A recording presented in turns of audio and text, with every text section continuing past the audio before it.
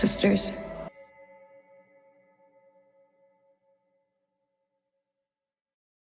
Yo, what's up, everyone? It's Gooch, your host for Diabolical Souls Presents, and welcome to episode 8 of Arcane. This is almost the last episode. This is leading into the last episode. We're going to have a lot of fun going over this episode. I know we're going to talk about a lot of hammer work on this one.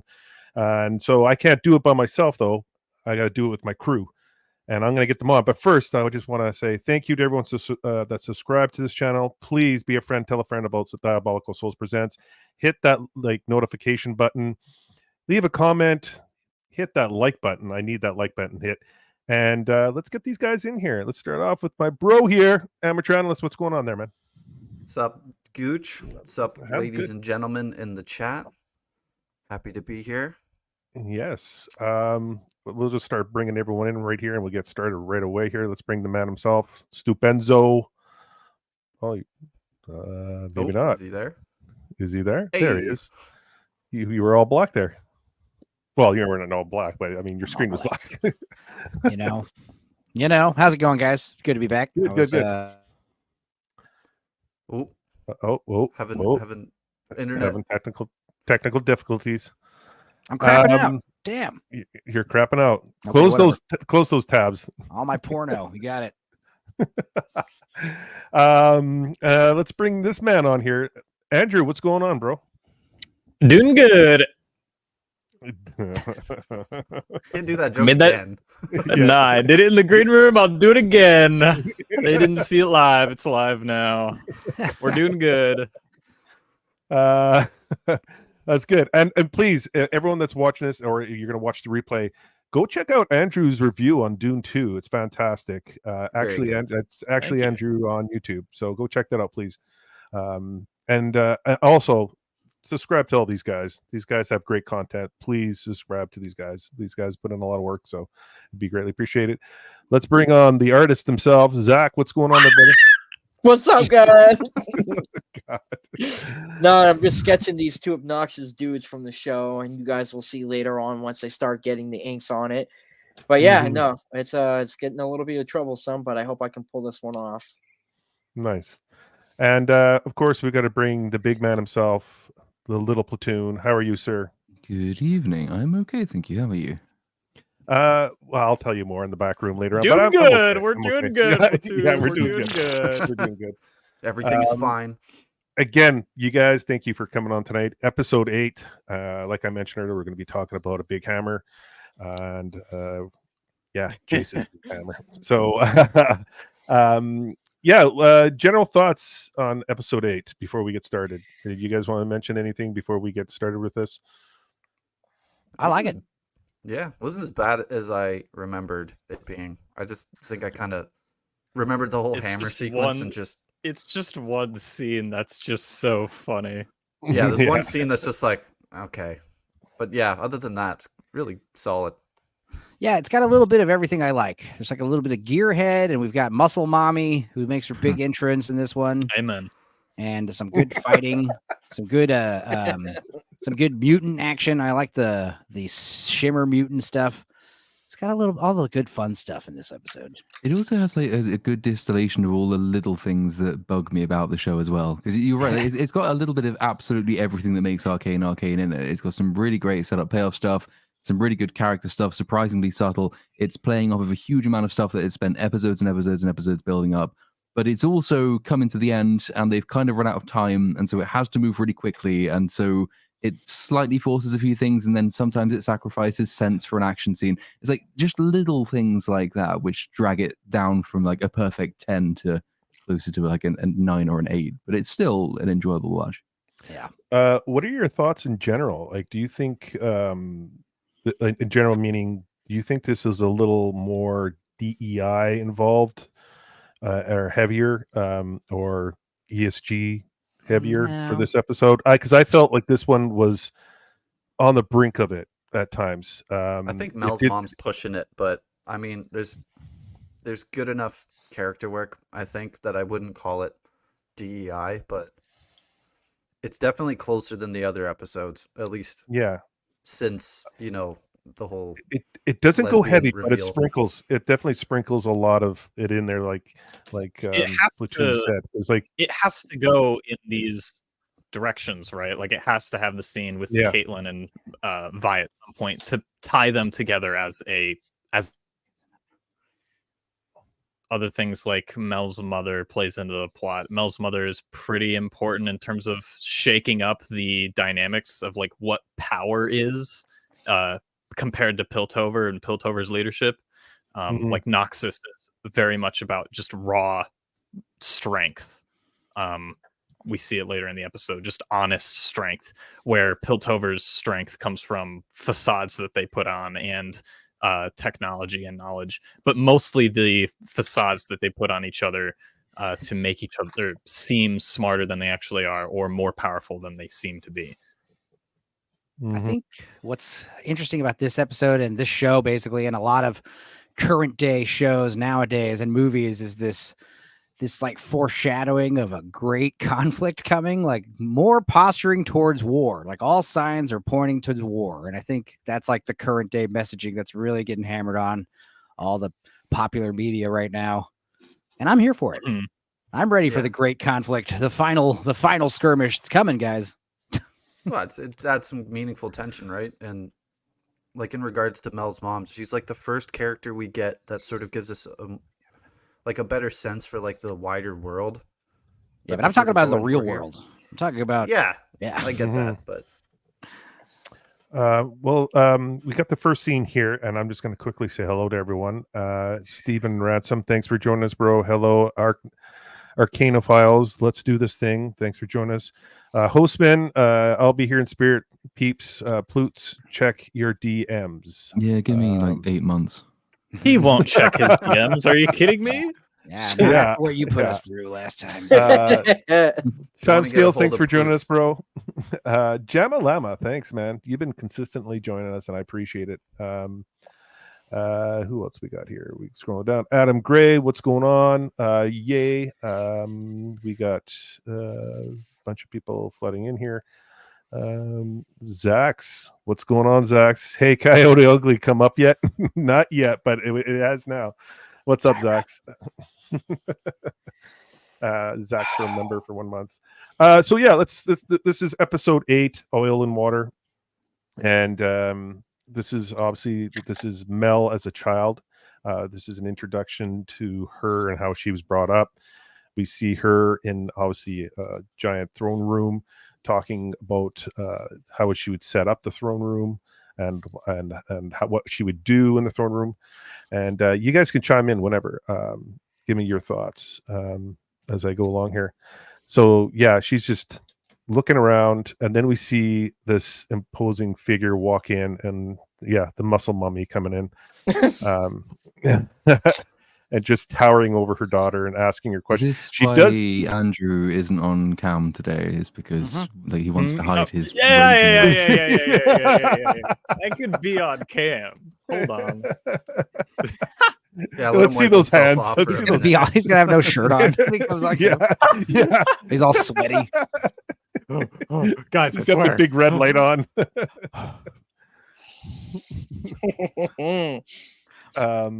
As I turn my cam off. So yeah. Hey yo. Well, the one line here, she mentions about wolves, and I'm gonna screw it up, and I forget the line here. Yeah, is like you need to be. You can't just be a fox among the wolves. You need to be the fox and the wolf. Yes. Meaning you can't just sneak around. You also have to be able to, actually cash that check when the time comes. Mm-hmm. Which is definitely true.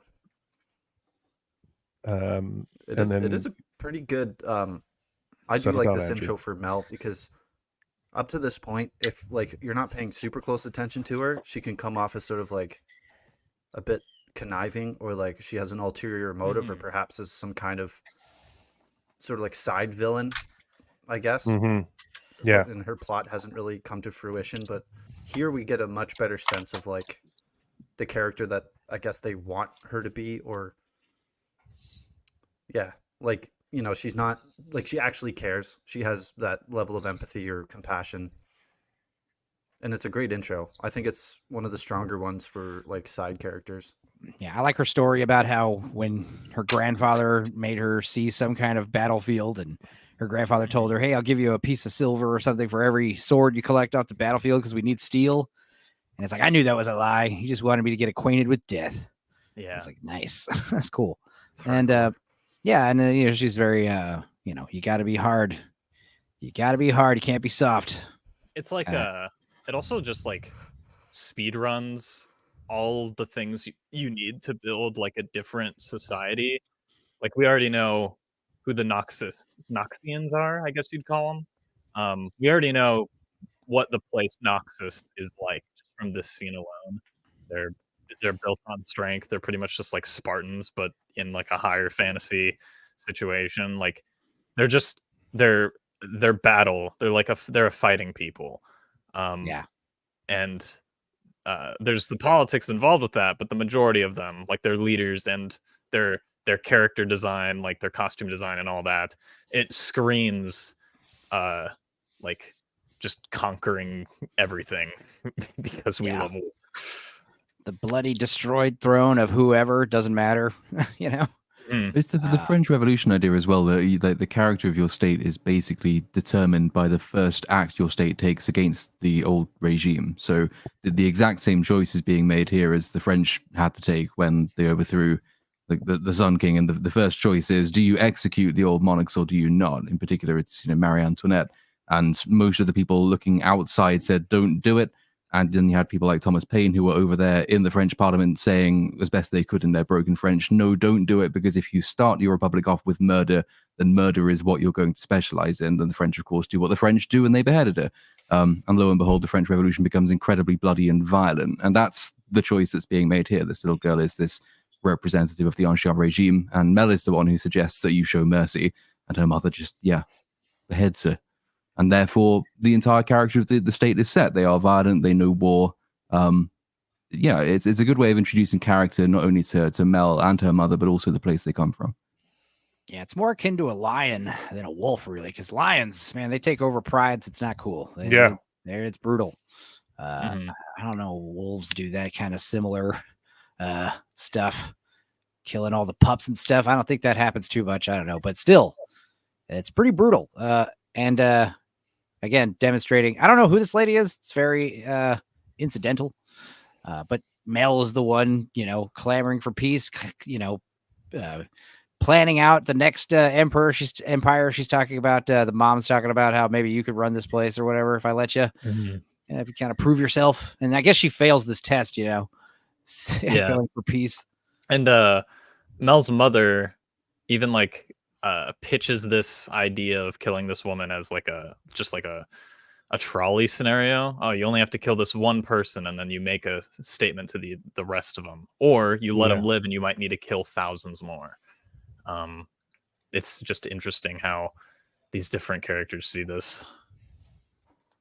Yeah, it's like don't leave any individuals that can cause come back and haunt you, basically. Make an example of them. Make an example of them. Interesting intro. It's foreshadowing as well, right? Because this effectively is the choice that Vi has to make with regard to Powder/Jinx. Are you merciful because you have attachments, or do you simply say no? This is the best way to avert mass destruction and mass murder. And in Vi's case, sympathy wins out and mass murder is the result. But on the other hand, you could argue that it's predetermined because Jace takes what's her name's advice and goes in with violence, and violence does beget more violence. So you can have that debate as to whether she's actually correct in her mindset. This sword too is weird. It's like I love that sword. I think it's an item from the game, if I'm not mistaken. It's a Halo. Really? Well, it's the sword from Halo. Yeah, it's the energy sword. Yeah, it's an energy sword. No, it's got. I never played Halo, so it looks like I never could get into Halo. I'm sorry for your loss. Imagine. R.I.P. Halo was a little after my time as well.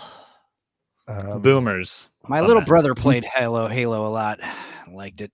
Halo was awesome. Well, I just don't understand how this sword, how she could handle it. Like, it's just like every time you'd hang on to it, it's like it would those obnoxious Final Fantasy swords. I mean, it's like, you know, it looks but cool. like at least it's got a handle Well, if like you could use. It wouldn't flip in your hand because you Right. grip it. It would like go up and down, like it'd be slipping, right? I picture It yourself. Well, I got picture Shad you on here to you talk about stabbing how dumb the yourself. sword is. Yeah, Well, picture if I you stabbing remember yourself with the little correctly, hit points at the end. if I remember correctly, I remember watching like the Deadliest Warrior channel or something like that. And there was a show where they do Weapons of Time, and they did a show. They did an episode on the sword that kind of looks like this one, where it's got like that curve. And they say that that it's meant that when you slash in, you can dig underneath and pull forward the ribs, so like it can hook into the ribs, so you can like do more damage. So I, hearing that, I was like, Jesus Christ. So when I think of a design like that, I'm thinking like you can probably just yank them from the inside and pull them out. See, when I look at a sword like that, I'm thinking, I bet Shad is just ranting somewhere. Shadiversity. This sword is not historically accurate. You can't actually use, you can't use two hands with that sword, which is an incredibly important thing. Like you are limited to one hand. Yeah. I'm pretty sure the wrist doesn't lock in place properly when the way you're holding that. So actually you're going to be jarring much more than you otherwise would. But, I don't think it's practical, TLDR. But you could break your wrist wielding that okay, sword. you can't use two hands with it, but you use one hand. Therefore, dueling, which is You can 10 use times two cooler. of them. Yeah, why You have not? a shield hand. What are you going to do now? There's two weapons coming at you. So basically, what happens is Go back one sword... frame and press play because the transition to the painting is awesome. Yeah. If like you'll see this blood on the floor, this necklace, and then it cuts to this abstract painting. It's just like the exact same shape, and it is a very strange painting to have like right over your bed, abstract kind of Jackson Pollock looking stuff. But that's a great transition. I liked it. I liked how the mother wishes he could make something that good. I liked how the mother saw the ruined painting. That was like a really good statement. Where it's like, when you're a kid and you get pissed off, when you throw a fit, you destroy something that means something to you, that kind of relates to either your homeland or something that your parents give you, and you ruin that. Granted, the parent is like solid and they won't change their minds on whatever it is that they did. It does speak volumes. So when the mother saw that painting like completely ruined of her home world, like I could definitely feel that the mother was kind of upset, even though it doesn't show it because it's a back view of her. But I can kind of feel that that emotional moment. Okay, nice. Okay, so this is where we see Mel wake up from nightmare. She just kind of looks over, and Jace is out like a pig here. There's alarms blaring though, right? That's an alarm, not the music, right? Yeah. And then we see Vi and Caitlyn here, and they kind of are watching Silco. Well, they're actually watching the guards run to the bridge. And then Silco comes on the bridge and with the posse here. Sees Jinx, and he literally like calls out for Jinx. Actually, I should put the subtitles on. Nope. Is it going to crash on you? No. And he picks up Jinx, like, and she's holding the hex cube there, and he's like gives her a little kiss on the cheek and picks her up. The guards are rushing to the bridge. The guards bridge. We see Vi watching this all go down, and we'll keep moving forward. And we get. Did I go back here? Yeah, I think you are reversing. Yeah. So the guards are running Caitlyn and Vi, and then we get the intro. Yeah, so basically everything they set out to do in the last episode, they were all hopeful about. It's all in vain. Then we see the death of Marcus here on the bridge with all the other guards, and you see Jace. Jace is seeing all the bodies, and he starts to throw up, and then he sees the little butterfly that Jinx made with that gave off the explosion in the last episode right here. That puke animation's pretty solid, though. Yeah. They even make him spit at the end. It's just like, Yeah. yep, been there. And there's Mel. Mel looking at the trauma that's happened, and I think she's reflecting on war. Like I think she's torn between it. Like, do I go full out war, like what Jace wants, or do I avoid it? And we'll hear her opinion later on. Yeah. Well, I think she's still very much like opposed to war. I think she's just the only one that kind of recognizes how inevitable it's becoming. Hey Nadia, thanks for joining us. It's a good. This intro to this episode is actually really well done. I like the intro. I also wanted to talk about the animation. Like when Mel was a child, it was kind of like a different animation style almost. It was more of a kind of a pastel kind of style. There's a lot more like stretch morphs and stuff. Yeah. It almost seems like they animated that like a lot earlier. Mm-hmm. You know what I mean? Like they had that scene set aside, and then like they learned new techniques making the show, and they kind of like started avoiding that. I've noticed that here and there, like with some like there's actually a bunch of shots, and I'll talk about them when we get to them. But like, it's not that the animation quality is bad. It's just it almost seems like they were trying a different technique, and it just looks a little bit different. Yeah, the flashback has like this lens blur on the outside of the lenses, and also this like if you look at the light, the solid light will be like flickering and like changing in brightness a little bit. It kind of gives it this like kind of stroby dreamlike effect, and it's got this haze to everything, almost like a film grain. Mm-hmm. I think it was just that the way they painted it, like the way they digitally colored it. I think it was just the style they did. And I think later on they got more of a sharper look to it. It reminds me of like the early kind of the Spielberg stuff where like all the whites like are like glowing, you know what I mean? They have this glow to them. Mm-hmm. That's kind of what's going on in the flashback from what I could tell. Like the halo effect. Yeah, like halo on all the whites. Yeah. Dude, I thought that was like I didn't know that was like a shift in art styles. I thought they were just like, you know, they knew what they were doing the whole time. Yeah, I didn't know that was a transition. Yeah, you kind of it's pretty kind of subtle, notice it. To be fair, but it's really well done. Hey, Jay Goodwin, how's it going, brother? And we're just starting to get a flood of people in here, which is nice. So yeah, here we see Vi breaking into. She doesn't even know what they're breaking into. And then she's like asking Caitlyn, what is this place? And this is obviously Caitlyn's home. Actually, I'll just back it up on it. She's like, what is this place? And then Mom comes in with the rifle. And yeah, we get that shot. And the dad comes skulking around the corner. Yeah.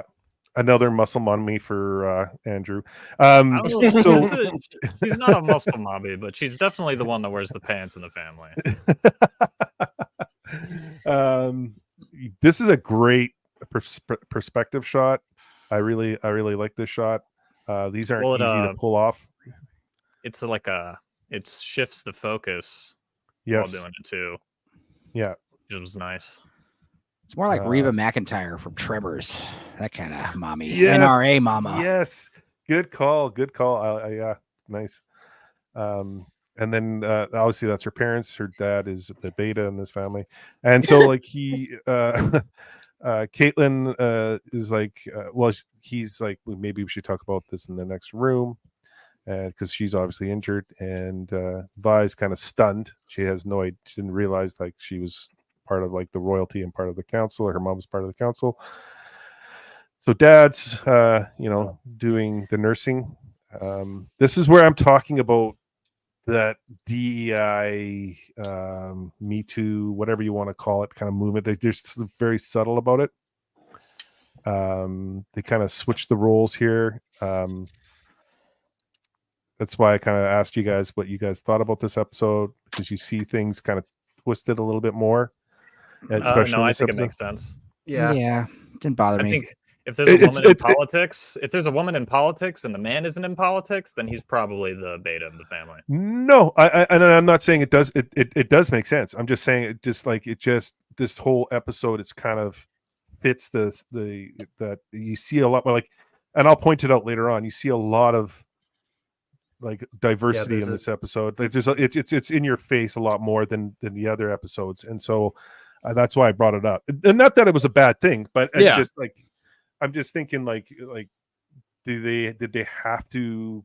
Were they told to get more in here, or like? I don't think so. I mean, I think any show that does it, Arcane handles it in absolutely the best way, which is that you don't see anyone who doesn't belong there. I mean, the reason it looks like quite a diverse cast is because it's an incredibly diverse city and an incredibly diverse world. It's also a fantasy world. Set in a tiny little village, maybe, then I'd have some complaints about it. But given that it's set in this massive multicultural city, the hub of all like trade in the world, I think you'd expect to see this sort of thing. Yeah, okay. You know, and it's not like it's historically inaccurate or anything. It's a video game. Yeah. Ooh. That's a beautiful shot of Caitlyn there. But it must be said though, at this point in the series, you do seriously have a lack of like fatherly or like like not relatable. Vander, like, hello? Sort of father figures. Yeah, but he dies. But he's long gone, right? Like, yeah, but that's the point of like their arcs, right? Vander's dead. The fatherly figure is gone. What happened? Yeah, this is what happens when you don't have a daddy. The world goes to shit. You know, well, it's good that we have this conversation. Not that I want to explore that, but like I noticed it more in this episode. And I wanted to bring it up tonight and get your thoughts. And Platoon and Andrew brought up really good points. It fits the city, it fits the story, and that's fine. I'm happy with that. It's not that I dislike it. It's just I kind of just noticed it. It was more in your face in this episode. So the lack of the father figure is an interesting one. I mean, it's a staple part of pretty much any conception of the hero's journey. Like anyone who's ever created any list of traits for the hero's journey usually has the absent father, because it's always rooted in either Freud or Jung, when that's very important. I hadn't actually spotted it before, but I guess the most fatherly figure who's currently alive is going to be Silco, which is an interesting one in itself, even though he's technically a dick and evil. Right. But usually for any hero's journey, the loss of the father is pivotal. It's just that they have quite a few people who I think they want to send on slightly heroic arcs, and they've done effectively the same points of the hero's journey for each of them, which means that none of the main characters, with the exception of Jinx, has the father figure, which is, I mean, I don't actually mind it as a choice. It's just, until you mentioned it, I hadn't really noticed their absence at all already. But the fact that, none of them seem to have a father around is an interesting one. I also think DEI stuff bothers me less. Like I watched Damsel, Angela Bassett's the stepmother. I didn't care. I thought it was fine. I like Angela Bassett. It doesn't bug me either. It doesn't. It really, unless it's like you can tell when it's forced. When it's it's forced. Like when it's forced, then it's just it ruins. Listen up, men. That kind of stuff. You know. Yeah. So now we're here with Singe, and he's working on his mutants and shimmer stuff, and Silco brings in Jinx and asking Singe, can you save her? And he's like, yes. Do you think she can pull through? She might not survive. And Silco's like, yes, she will survive. She can take it. She can take it. This is the fatherly figure stuff that you're talking about. Who mentioned it? Enzo. This is the fatherly scene that we get here. He's taking care of his, I want to say, like, to him, his daughter. Like this is his little monster, right? So to answer your question from earlier, and so Singe also knocks out, puts a syringe right into Silco's neck, which I don't know why he did that, just so he could get through. I don't want you over my shoulder, like, hey man, be careful with it. Get out of the way. It's like when parents ever have to like have emergency surgery happen to their kid, usually the physicians are more worried about the parent like passing out or something, so they always like sedate them and put them in a chair. And Singe's Singe's final words we hear is, I too had a daughter. And it's like, oh, okay. It's like the story. It's like the story of my birth. I was born from cesarean because my mom was in labor for like 19 hours over the World Series was happening too. So like my dad and the doctor were just like watching the World Series while like my mom was like in labor for all day. And then they eventually decide to like do a cesarean, right? And they're like, okay, here's the baby. Here's the father, take the baby, go outside. And my dad was like, I'm not going anywhere until you put her back together. Like, you sew her back together and then we'll be done. I'm not, all of her insides are hanging out of her body. It's like, Well, Jake Goodwin says Vander isn't truly dead. He just went out for some smokes. That's true. Well, I think the main thing is, though, it's not DEI based because the show isn't scolding you. The show's not trying to make me change my ways. The show's trying to entertain me, So I don't care about all the diversity and stuff is fine as long as it's not trying to tell me I'm a bad person also at the same time. Yeah, I don't get any of that from the show. No, exactly. No, I really like the episode. I was just kind of wondering your guys' thoughts because I noticed it. So, I mean, it is what it is. But I'm kind of oblivious to some extent with subliminal messages if they're trying really hard to hide it. So if you caught it, I'm thinking to myself, it wasn't that obvious at all. Because when I catch something on a show that I'm just like, it's gonna piss me off. Yeah. Does it make me make an audible groaning noise when it happens? Yeah. It doesn't. In this episode, it doesn't. I just noticed it. It's like there's certain spots where they kind of add a lot more, and it's just like, okay, interesting. It's as long as it's appropriate to the story. If it has a purpose, then it's okay because it's a new story. It's never been done before, so therefore they can go ahead.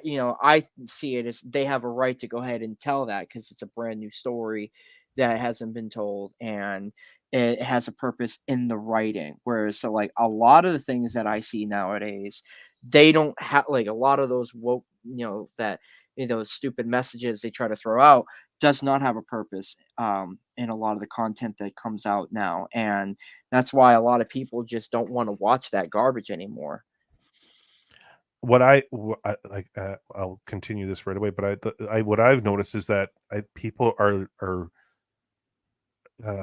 trying to find more woke and more DEI stuff and shows that have very minimal agenda driven or whatever you want to call it put into these shows.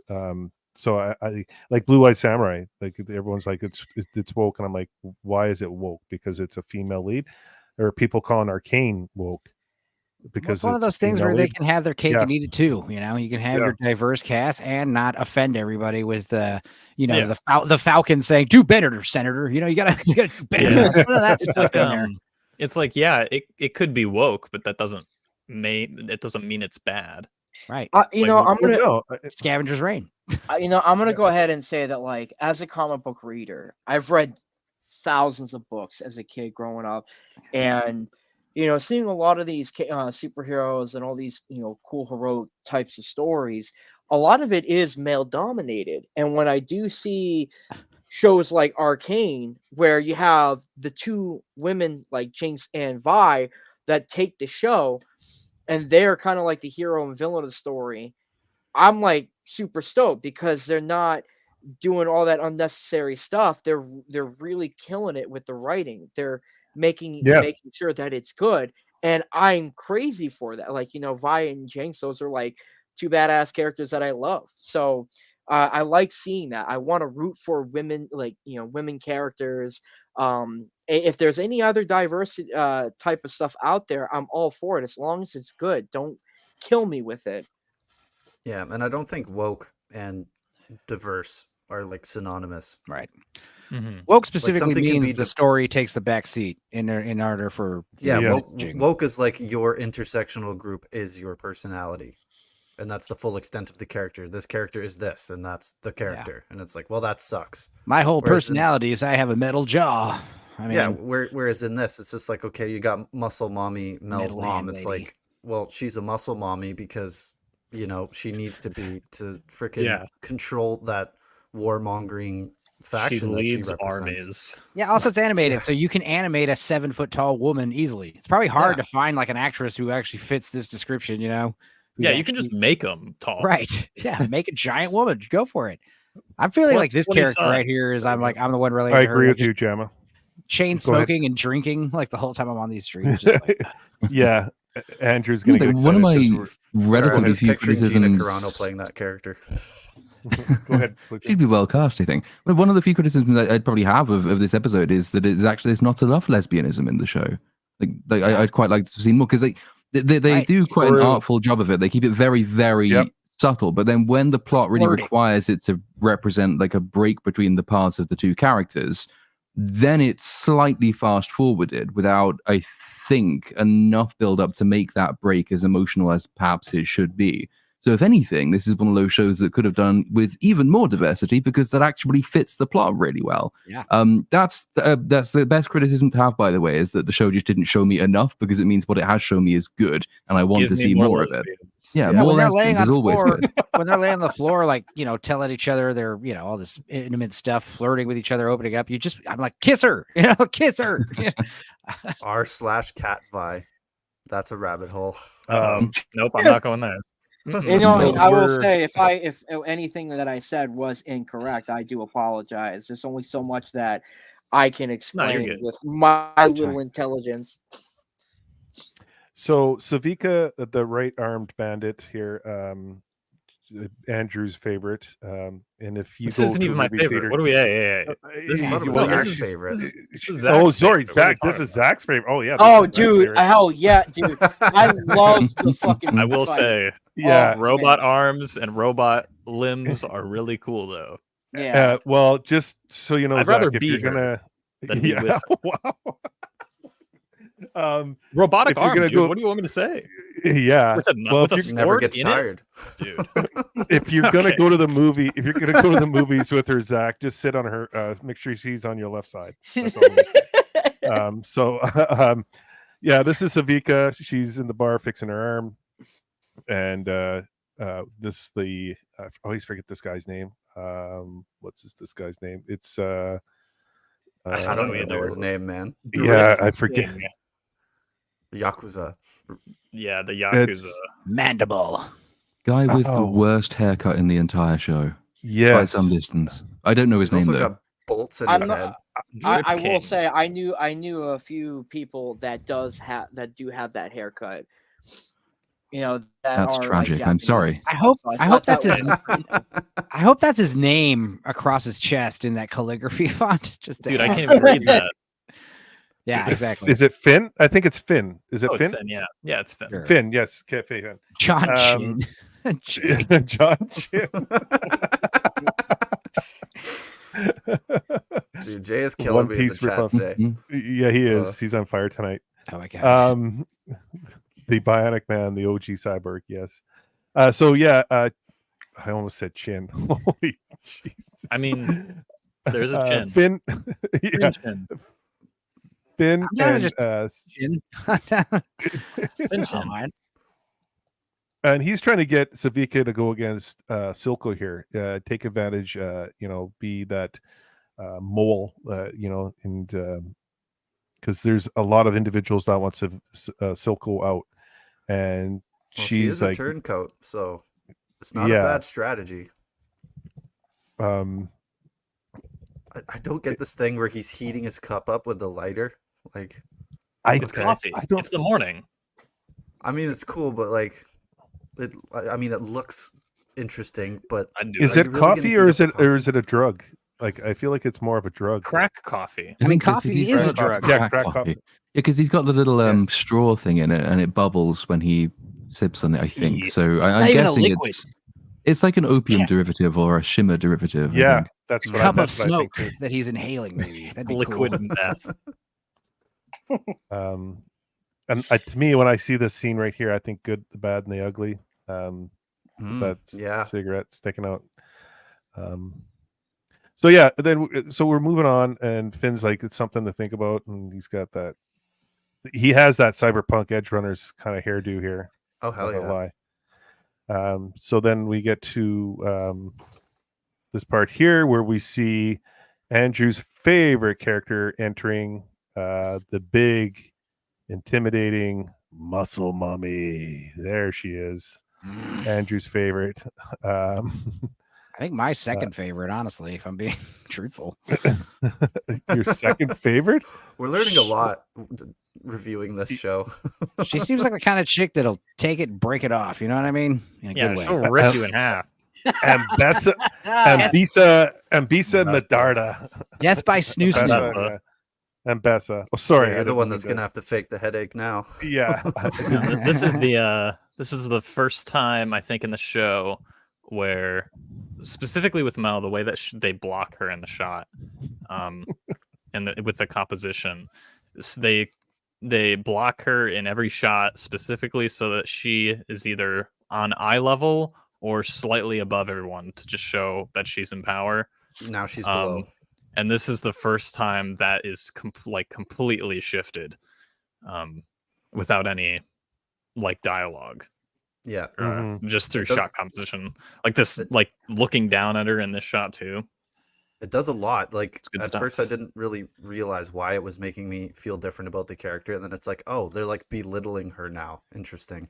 Mm-hmm. She looks like a little girl here. Yeah, exactly. She's an adult, but you feel like she's going back to being like a little girl. It's similar to meeting your dad that you had outs with, and then like you as a kid, and then you don't talk for a while, and then you meet, and then you see that like you're bigger and you're stronger, and then you see your dad again, and you go right back to being that little kid. Same thing with Mel here. She's just it's like Indiana Jones in The Last Crusade. Yeah. Indy with his dad. Yeah, good call. He very much switches up his attitude when his dad's around, and he becomes more not timid, but just a little questioning of everything. Isn't as sure of himself as he usually is. Yeah. Well, he does get second guessed every single thing he does, but and then we see Mel change. I love the facial gestures with her and her mannerisms. She this scene right here, she's like an innocent little girl, and then boom, right back to the Mel we know. It's the most simple looks. Great animation here. And then we see Ambessa walking in, talking with her daughter. And then she makes a comment about her dad too here, doesn't she? Let me pull it up. Oh, because her brother is gone. Sorry, her brother. Yes, you have your father's memory. Oh no, father's memory. He recites, you have your father's memory. Yes, she's like, oh, you'll enjoy hanging out with the simpletons or something, whatever she says. Maybe the idealists. You'll welcomed elsewhere, the simple-minded folk across the river or something. Or across you banished me. He's like, I sent you overseas on our family's interest to grow yourself. And he said, you said perhaps your sentimentality will be more at home with those soft-spined idealists overseas. And that's where she's like, you got your dad's memory, all right. Just like him. God. And so just putting a fact about Indiana Jones and his dad with this 40 seconds. Welcome, Julio. Thanks for joining us. So yeah, as we continue along here, you're right. She tell this part right here. She tells your brother is lost. He got in with the wrong men, and it backfired. And now she's talking about how we need to build an army, and we need. She blames herself though. She says she was distracted, and she'll never let it happen again. And then look at the muscles on Ambessa. Yeah, I'd hate to get into a fist fight with her. Oh my god, she would ruin me. Say that again, just the way you said it.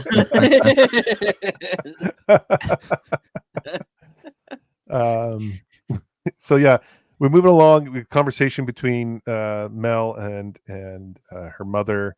Mel's trying to stand her ground, trying to let her mom know that she has everything where she wants it. And they're doing it politically and smartly, where mom is more of a tactician and wants to, eliminate the enemy and just overpower. Overpower. Yeah, that kind of stuff. They do this slightly unconventional thing, because the conventional thing when you're introducing two characters like this, and you've established that Mel has this tiger mother character whom she's in awe of, but also wary and fearful and despairing of, is to have her mother bounce Mel into rash decisions because she's trying to prove herself, or because she's she's on edge now in a way that she wasn't before. That's the usual thing to do. They decide though instead that she bounces Jason to making rash decisions instead, and then Mel can be the person who actually stands above that as the opposite ideal. Which is I don't know if it necessarily works better, but it's nice to see them not just go for the easy thing, I think. And it's interesting because like Mel has a bit more experience, obviously, with her own mother than Jace does. So what's the mom's name again? Someone just Ambessa. So when she uses that sort of manipulation on Jace, it works, whereas it doesn't work on Mel because she's already been down that road with her, which I thought was kind of neat. I think he was just distracted looking at her naked body when she got out of that little pool. Oh, we'll get to that. Settle down. That's quite a bit. Keep your hands above the table. And then we see Ambessa's little boy toy. This little. It's Andrew. Here. I laughed so hard. I laughed gonna fit the way bill. too hard at that.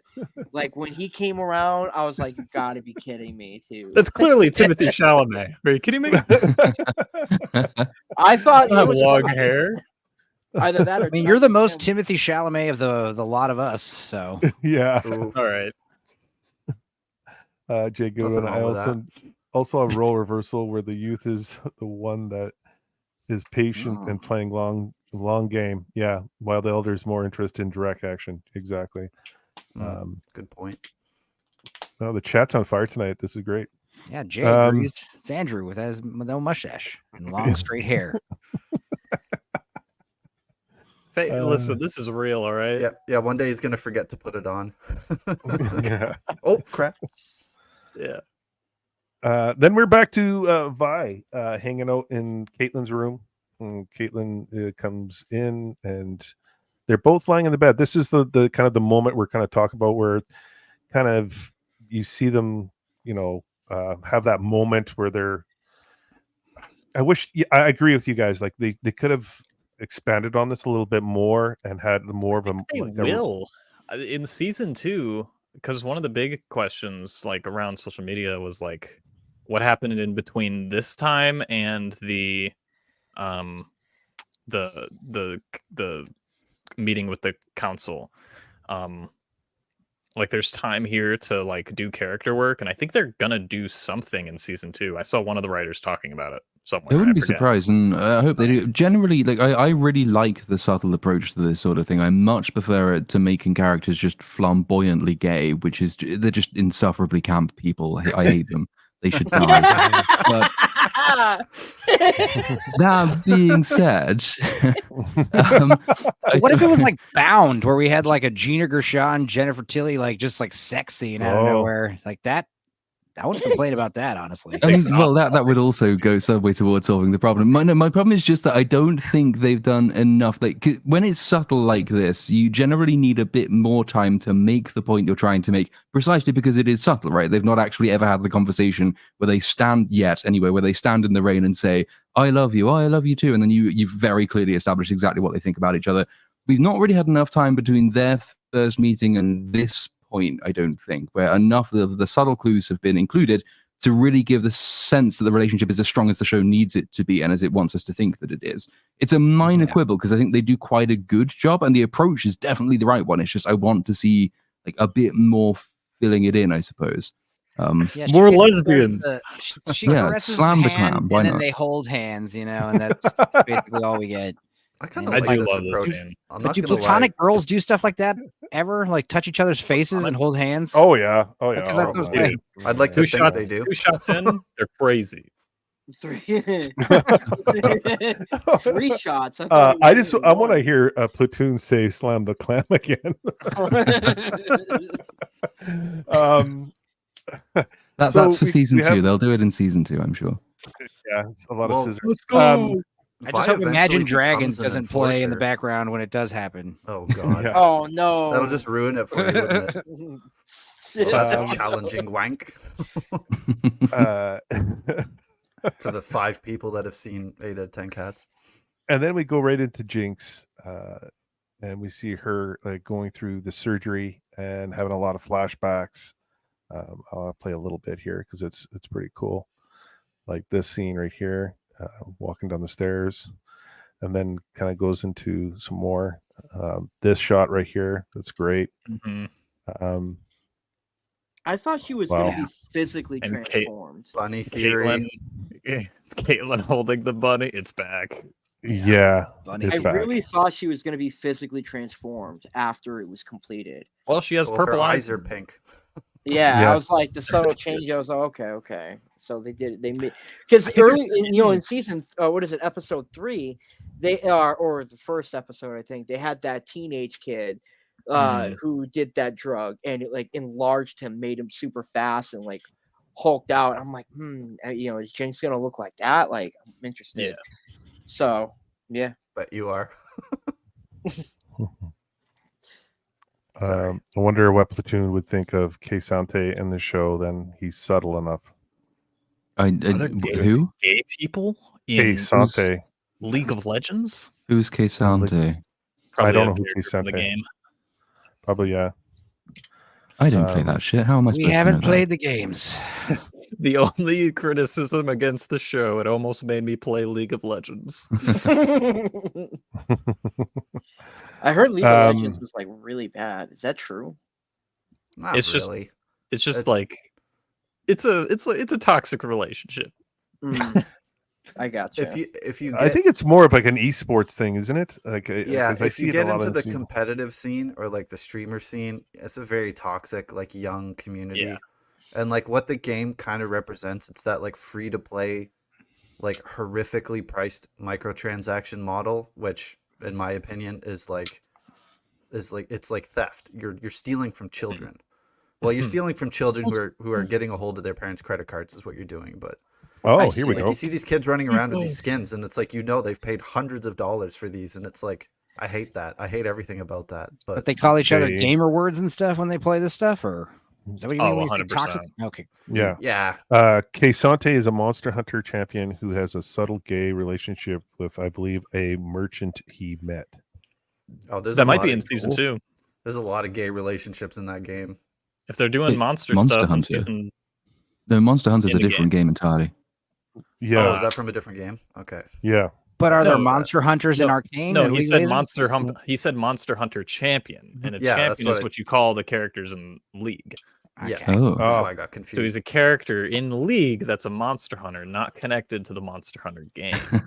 Okay, I'll take your word for that. Keep it on track. I'm confused. Well, here's so is Vi and Caitlyn amateur. They're confused too. I was watching something pretty interesting where they're talking about Mad Max and Road Warrior. They're saying like this idea of like in a post-apocalyptic type setting, like gay relationships would be like everywhere because like why not? Like who cares? There's no point in procreating and you just pair off with whoever. It doesn't matter. I mean, there's some other post-apocalyptic movies that had a lot of gay characters, and it's like it's actually adds to the atmosphere a little bit. It's cool. Listen, when I'm surviving a zombie apocalypse with the bro, I'm gonna kiss a homie. We made it. Yeah. Celebratory blowjobs. That ain't even. Just do rock paper scissors on who goes first. But we lived another day. We did it. Oh my god. Silco. So Silco's waking up. He's groggy. and still straight, I think, and he's searching for Jinx. He doesn't worry. And he takes a knife to Singed, and Singed is like she's alive. And then we get to Heimerdinger walking around and going through the city. Oh yeah, seeing this like that guy would buckle with a shot to the liver like that. And Heimerdinger is and then he's seeing all the poverty and all the ill people, and he's just in complete shock and fear. Yeah. Well, he's sort of realizing how he's failed, right? And well, he's kind of doing having a bit of a crisis. It's just doing what scientists do. It's just so funny. He's like 300 years old, and this is the first time he's like realizing this shit. Get out of here. Maybe it hasn't been this bad for this long. I mean, the war was recently. The big turmoil that Vander led up. That was what 6, 7, 10, 15 years ago. How long was it? I don't remember. Yeah. I think it was 7 years. I'd assume 7 sounds right. Yeah. I'd assume that there was a time where it wasn't as bad as it is right now down here. Mm-hmm. I like how he's going at this and like figuring things out like a scientist would. Like, oh, there's problems in the Undercity. I'm going to go do research myself.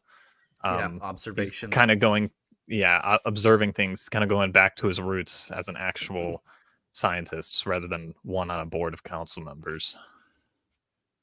And he does a fancy little toy thing. Yeah. I was honestly impressed. How did he do that? I was like, what? He's still got the dog in him.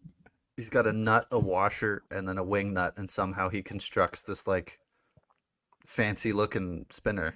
Obviously, he had that tucked away for later and did an old switcheroo, but still, he had a little toy on him just in case he ran into a kid, I'm assuming.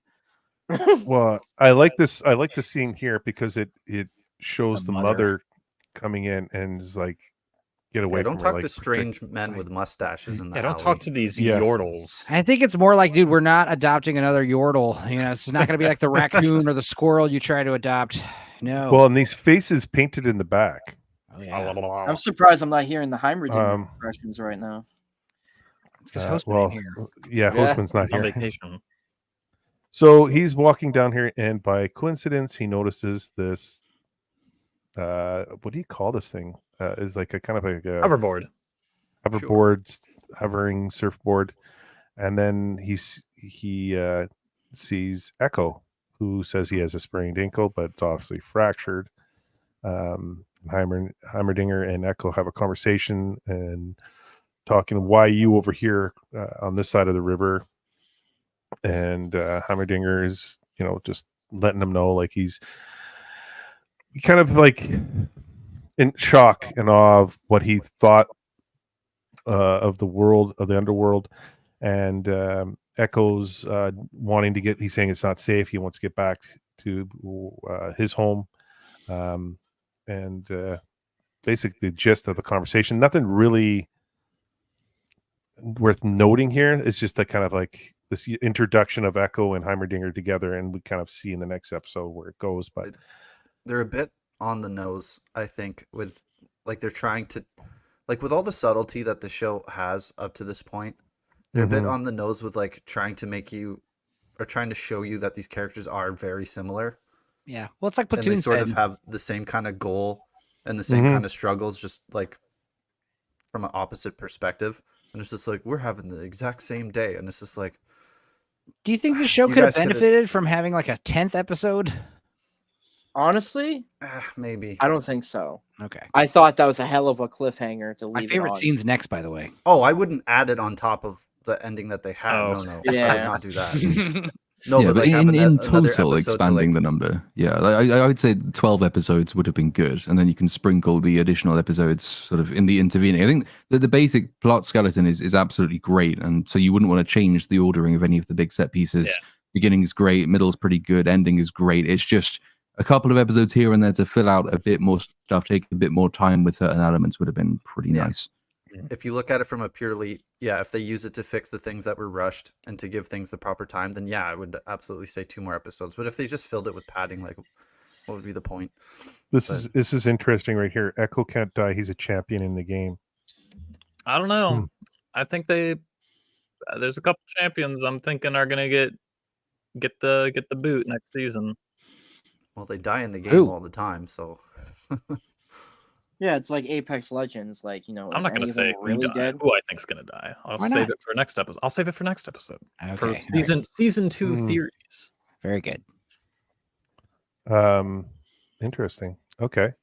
So then we get to this hot, steamy scene where you're kind of right into the muff of things.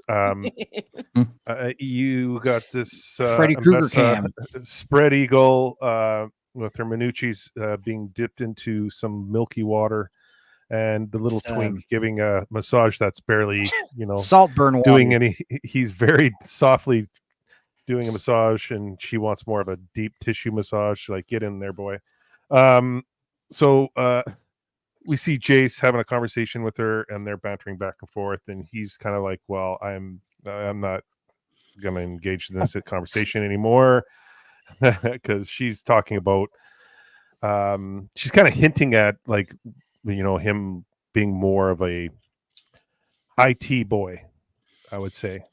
If you guys chime in if you think the same thing, because I think she's kind of pushing him to take more control and deliver with weaponry and take charge.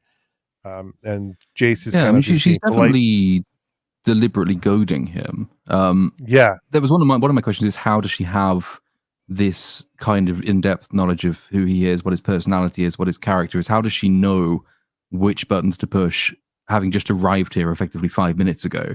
Obviously, like, she'll probably assume getting intelligence from whoever she has planted in the city already, but it's one of those things that I think you just sort of have to forgive that she's there to do that thing in the plot, and it works. I mean, it's a clever way of engineering the subsequent scenes.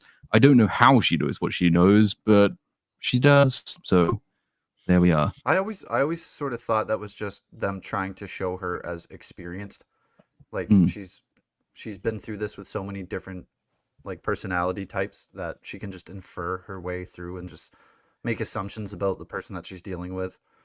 And if she plays her cards right, it's more or less results in the outcome that she wants. But, like, she doesn't know everything, right?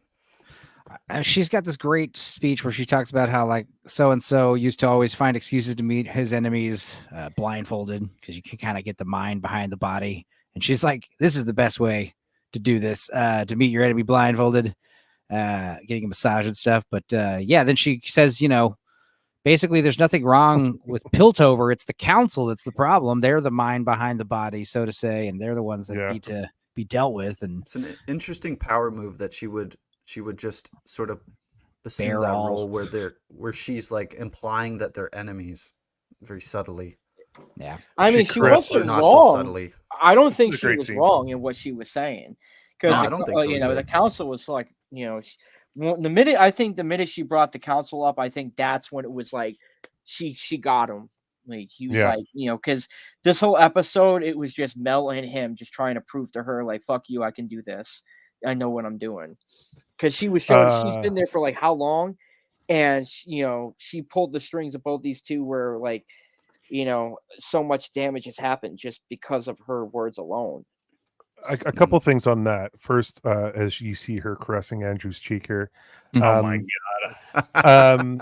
I think Alora, I don't want to assume, but I have a feeling Alora is the seed planted there to give the information, because she had the letter also. Right. Oh yeah. So, like, I'm just kind of wondering if she's the seed that's planted to give the information to Ambessa. No, so she gets the know-how of what's going on with her daughter, with the council, with Piltover. And then also, Mel could have told her some things about Jace, because I think Ambessa does say, I see why my daughter is interested in you, or something like that. See, I'd have read that more as information that's been fed to her, and that she didn't speak to her daughter at all. I mean, that's their first meeting for all intents and purposes, and since she was banished. I think it might just be because this show is quite good at the subtle stuff, and it might just be I wasn't paying attention. There's actually been a background character you've seen in a few scenes who is probably feeding her all this information, because it also begs the question, why she picked this particular moment to arrive just when her mindset is the one that can achieve dominance. Like, she's obviously in control of all this situation. She's there for a reason, because she knows what's going on enough to know there's a weakness that can be exploited. So she must be getting the information from somewhere. Yeah, well, Jay just mentioned he thought it was the Alora. Mel's assistant, Alora. There's that. Yeah. Definitely, and makes sense. I think people are. There's some line at a previous episode talking about how the world is starting to notice the civil war going on between Piltover and Zon, and then I assume that in the message or envelope that was sent, she was coming for something else. Came here, told Mel that her brother died as like another issue to come here. And then on top of that, she can start looking into what's actually going on here between Zahn and Piltover. Yeah, and I like this shot because throughout the whole series up to here, we don't see anything like war related, and then we see this wall here with these warriors, and they're all pointing at Jace. Yeah.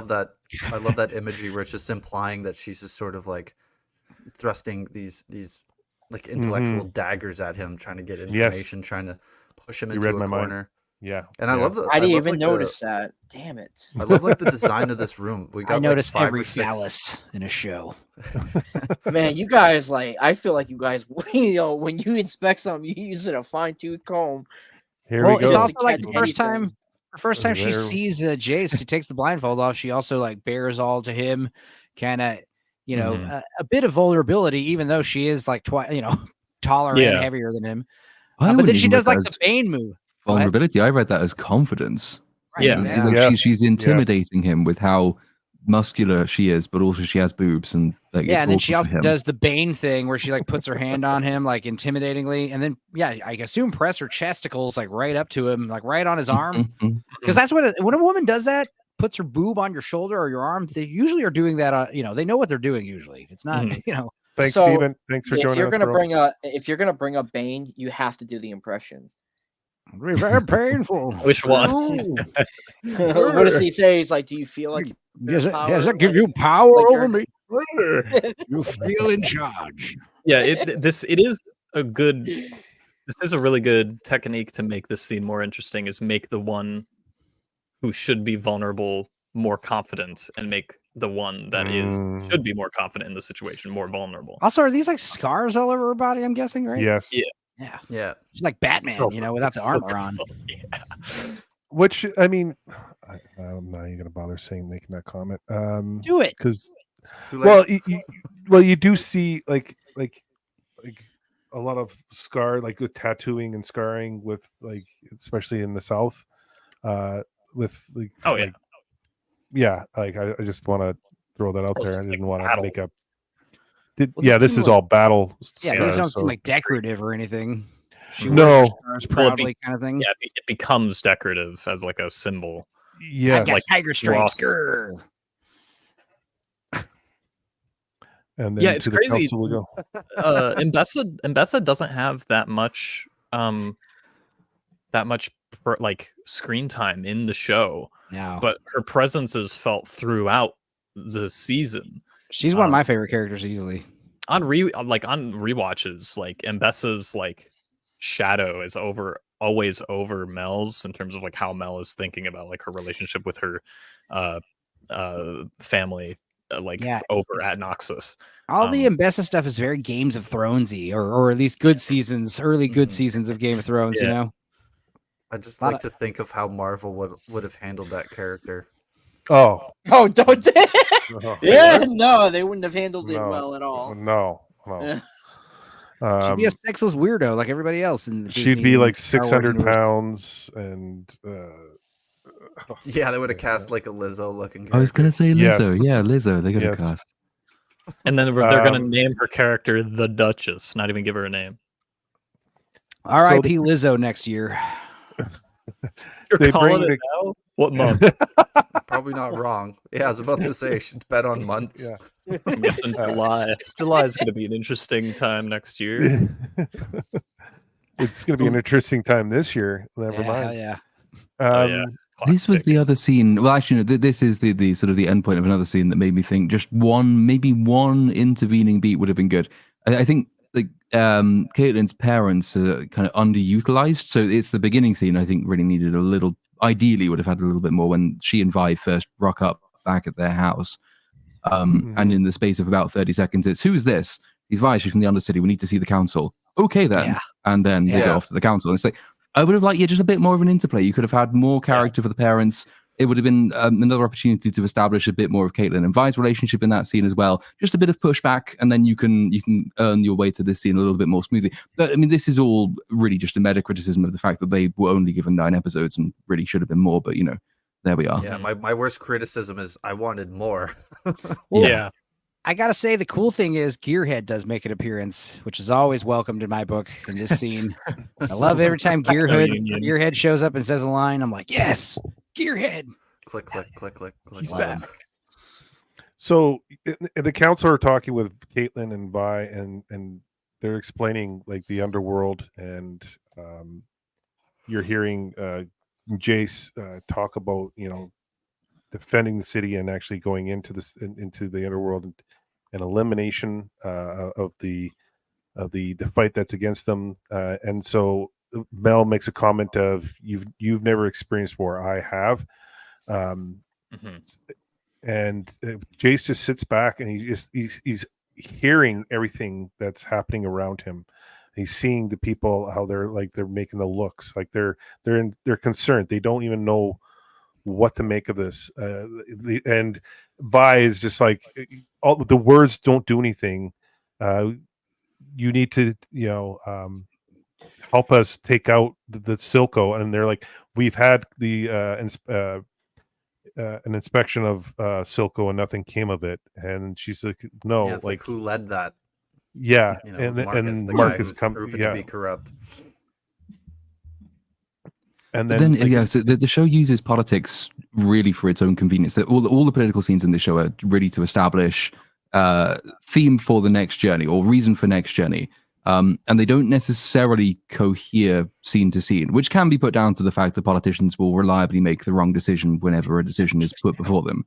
But nevertheless, when Jace first takes over at the council, his pitch is, I think we talked about this at the time, his pitch is, we need to shut down everything because there's a chance it can be used against us. And the council says no, because we have all of this resource and our trade relies on it. Then he flips and says, right, then we need to go and effectively not invade, but we need to go and raid the place. And the council, yes, let's absolutely do that, even though it's kind of the opposite of the thing that we said we were going to do. And then when they put him on the council, even though they didn't want him to be on the council, and now they're saying, well, even though they have the technology which can do an immense amount of damage to us, no, we can't possibly risk war because that's too dramatic. But previously they've been happier to do that. It's like, it doesn't quite cohere in the way that I really, really want it to, but it's a relatively small gripe again, but it is a gripe. I think they use politics just for kind of convenient exposition's sake more than actual plot sake. I agree. As a Canadian, also very relatable. Just all these half measures and flip-flopping. Just saying, oh, we're going to continue to work on the problem. Yeah, a lot of hypocrisy. A lot of times, you'll say one thing for one reason, and then the next week you'll say something else for another reason. I generally got super upset with this scene. I remember I jumped up from my couch. I'm like, you fucking kidding me? Again with the council?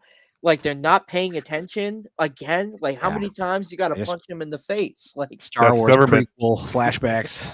Like, to be fair, this is actually one of the council scenes where something nothing actually is decided in the room, but like characters, make the decision to act after this. Yeah. So it's a much less boring version of it. But Jay, if you could go back, I would like to point out one tiny little subtle thing. Maybe go back like just a handful of frames and play back.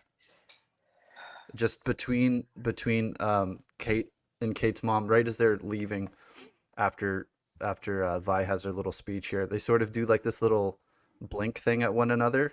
And I think there's a lot that they're saying with this little interaction here. Yeah, it's right here. It's sort of like, I trust you, like you've done good this far, keep doing what you're doing. I thought that was kind of neat. I thought it sort of sets up like if Kate's mom's going to die at the end of the season, which I think is very much set up. She gone. Yeah, she gone.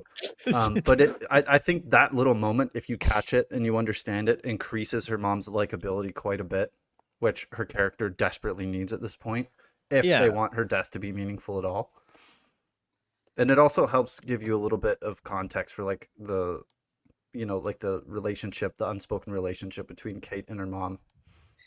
I have not seen the trailer for the season 2 because I don't want anything, like no spoilers, nothing. There's no big trailer on yet, but okay. Look like midsummer to like coming up on November. That's when the big trailers are gonna hit. Yeah, I'm not probably even get another teaser. Yeah, we'll probably get another teaser at the beginning of the summer, but they probably won't have anything deliverable till late summer for sure. So getting back to this, we get this Vi and Caitlyn notebook scene, and then we where did they have the time for that? Just saying, listen, Cupcake, you guys just sit there and talk back and forth. I'm gonna actions speak louder than words. Pretty much sums it up, this conversation. This is more of a genuine question than it is a criticism, but given that Caitlyn has previously, followed Vi all the way down into the Undercity and gone on these even more illegal adventures because she's explicitly been told she's not allowed to do this. She's broken the law to follow Vi in her investigations. Is there a reason that she doesn't do that here? I know Vi has the line about it being like oil and water, it was never meant to be. But for some reason, I was sitting there thinking, well, are you really just going to walk away and have a shower? Is that really what your plan is, Caitlyn? Listen, I thought it was kind of dumb that you just let her. Violin music too, so that's great. Sometimes it's like, I'm just going to take you up on like a quick break, because you're saying you're walking away. And it'd be good to have like one night kind of stress free. And, I don't know. Sometimes they usually come back. I'm not going to lie. I think that's what they do. But like when you get broken up, I think what's the first thing you do? Take a shower? Well, also, she just got back from like a 2-3 day stint in the Undercity. Not necessarily take a shower, but it's not good to just be like, not let them walk away, not let them, follow them. No, please, begging or whatever. I don't know. Yeah, that's one of my gripes with this episode. Yeah, when someone says, "Hey, I'm leaving," you kind of let them walk off, and usually 9 times out of 10 they'll just come back. You just gotta let people everything cool off. Everything we know about Caitlyn up to this point, she shouldn't have let her walk away. Like she should have just stubbornly followed her, against Vi's will. That would have made more sense to me. But there's an end that they're trying to get to. The female of the relationship, and Caitlyn is kind of more the because it's whichever one is like, I don't know, causing the most headaches. That's the one that's both of them.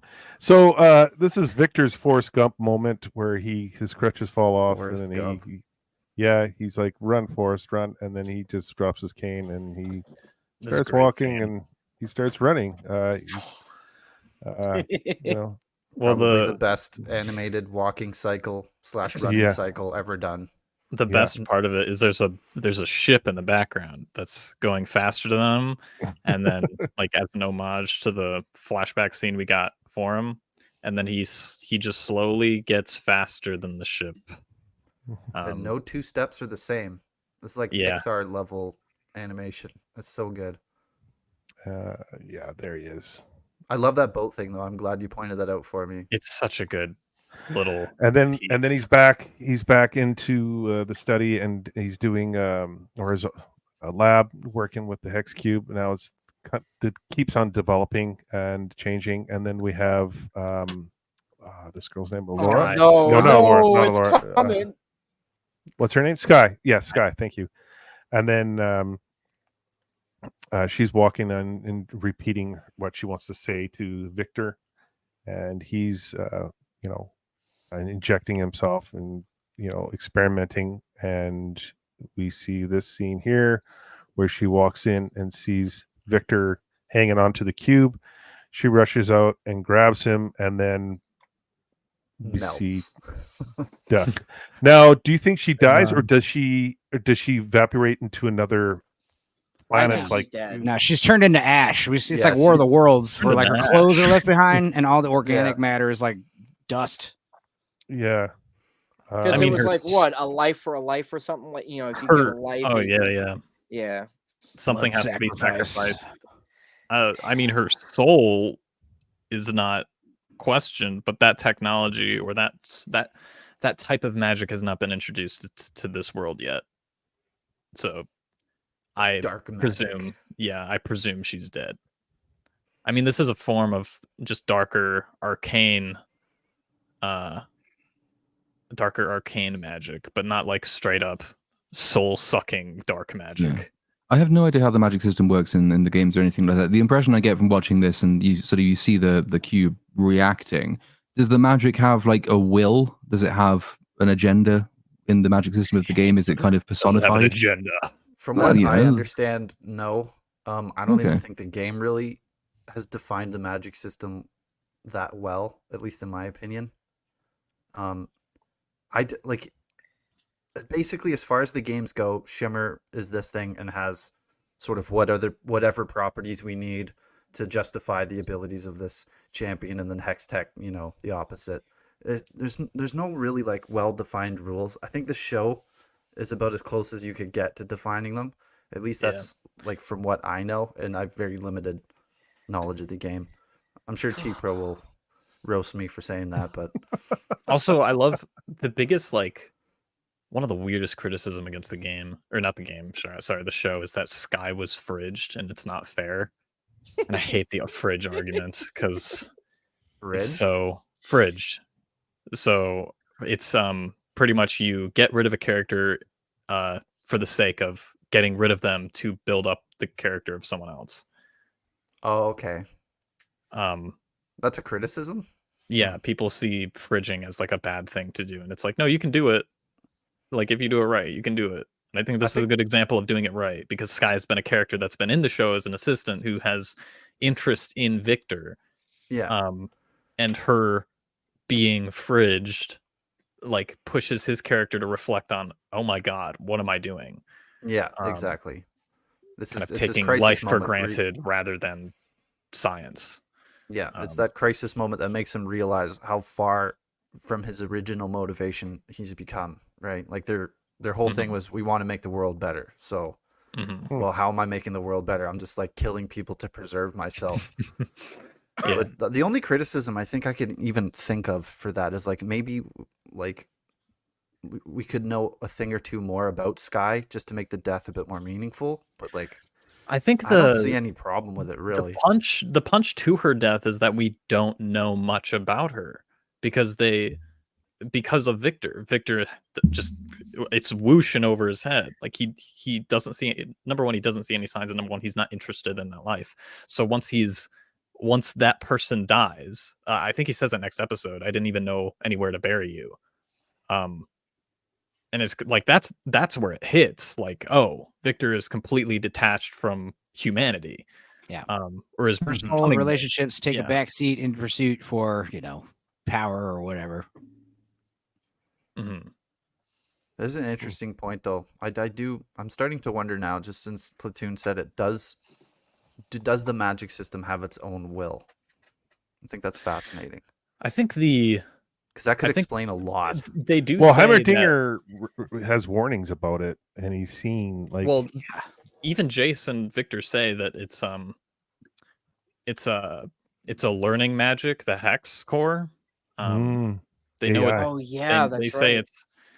Don't say AI. That hurt my feelings. No, I didn't say AI. The Gooch did. It's this algorithmic like learning magic system that adapts. And yeah, I guess you could call it AI, but I'm not calling it AI. It's plutonium and AI all in one package. Holy shit. Even Victor didn't know who she was, like Gooch. There you go. All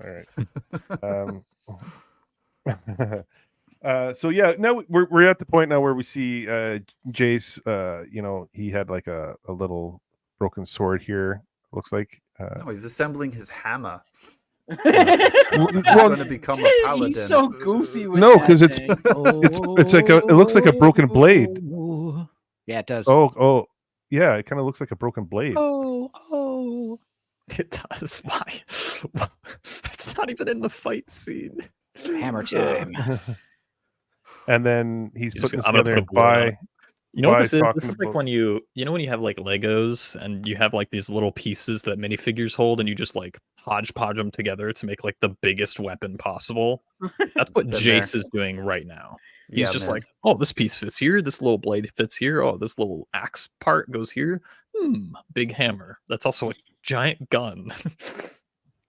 I mean, I'm not opposed to the fact that the hammer's gigantic, because like, if you ever play Final Fantasy or anything, like I'm big okay weapons are, that's fine. It's the fact that like we never got a scene showing him like training with it, or like why would he be good with a hammer? Like when it does start shooting lasers later, I was like, why didn't you start with that? Like, why didn't you lead in with the laser gun hammer? Like it is fan service for the game because like that's part of the ability. Here's something of this interesting. Hammer, There's a line that Vi says. She says, "Fuck the council." Yeah. Is that like one of the first F-bombs in the whole show? It's the second F-bomb. If Yeah, they used I remember, one more, they would have gotten a mature rating. I remember thinking like that, taking me out of the show. I was like, wait a minute, did she just say the F word? And also, like, I'm no stranger to cursing, but you definitely notice when a show is like keeping it clean. And I remember thinking, they say it? Isn't it like in 1 through 3? I don't know. I think I hear it in 1 through 3.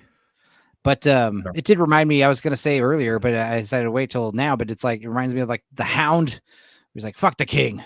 Fuck the kingdom. Fuck it all. Exactly. It's like, fuck the council. I agree. But anyway, I was kind of taken back by the F word. I was like, oh my God. Yeah. And then I think Jason's like, do you understand I can send you to not Piltover, Stillwater for this? And then what's up, Tommy? And then Vi is like, do you really know what happens there? Like, do you understand what you're putting people through when you throw them in that prison? And then Jason's like, no. Yeah, you never go visit anyone in that prison, huh? I'll be damned. See, I think my ideal alternative is that because you've already had what's her name, Muscle Mummy, Ambessa. Seeva? That's the Ambessa? one. Yeah, Seeva? You've had her sort of snarking at him and sort of jibing at him for his like she's trying to goad him into taking action because action is the only thing that you can possibly solve this problem with. And you people are too, content to sit back in your ivory towers and solve problems with politics. So that's sort of set up one. That scene we just had there with Vi could be construed as her also goading him for his complete lack of practical experience. He has no real world experience. He is like what's her name says. He's just sitting up in his tower making decisions without any concept of how they affect people. So then the payoff for that in the ideal world is that he goes with the troops to raid this drugs factory. He does not have the giant fucking hammer because that's really silly. He's not a fighter. He goes there just to say that he's been there so he can say, I actually am completely in touch with the consequences of my decisions. And then he goes and he realizes that he almost gets killed several times, or he gets into a fight which he can't win and he has to be rescued. Something which kind of pays off the fact that this is hubris on his part, which has led him to put himself in a situation he's not capable of dealing with. And then you've paid off both of those two aspects of setup. I think giving him the hammer is probably the single worst decision the show makes entirely. Yeah. Like it's such a dumb decision. Platoon. He has a little crayon refrigerator drawing from the last episode, him holding a hammer and having a cape. You know what my problem was? Oh my God. Though. It's so jarring. He just pulls up with a hammer and I'm like, and he's in his normal garb. He hasn't changed his clothes or anything. He's just showing in regular attire. I wish just like change his outfit, please. Well, the thing that it'd be worse if he was wearing like battle armor and so you're like, oh man, it's out of nowhere, kind of. Well, the thing about this is the weight of the hammer. It would be so heavy on one side compared to the other, and it would be like really hard to handle. Hextech defies Hextech is anti-gravity, so I also wasn't here last week. Element. Okay. Last week when he was like, working the furnace or whatever, and he's all jacked. So they do kind of establish like he's a pretty ripped dude. Yeah. And he does a cool little hammer flip. So I think it's mostly like you got to be armed in general, and just in case you don't want anyone messing with you. But at the same time, he's got to have this like extremely gaudy, oversized, marching band. Yeah, that's good to describe him. Yeah, there's Jason's huge hammer. No pun. So let's they're taking out the staff working here in the Shimmer production lab. Yeah. Shimmerzoids. What do you call these things? Yeah. Crackheads. Yeah, there you go. And this kid here, predator. This OP looking kid here, he decides to fight back, and he hits the red button, releasing all the Shimmer zombies. Little Ron Howard from Andy Griffith Show. Yeah. Nice. And then you see them, deploying. The one thing I noticed too here, and hopefully I'll pause on it. Like they're looking up, there's like the guards. Some of the guards are getting taken out by these Shimmer zombies. I think all of them, most of them. Most of them. Oh, here's Jason, this huge hammer.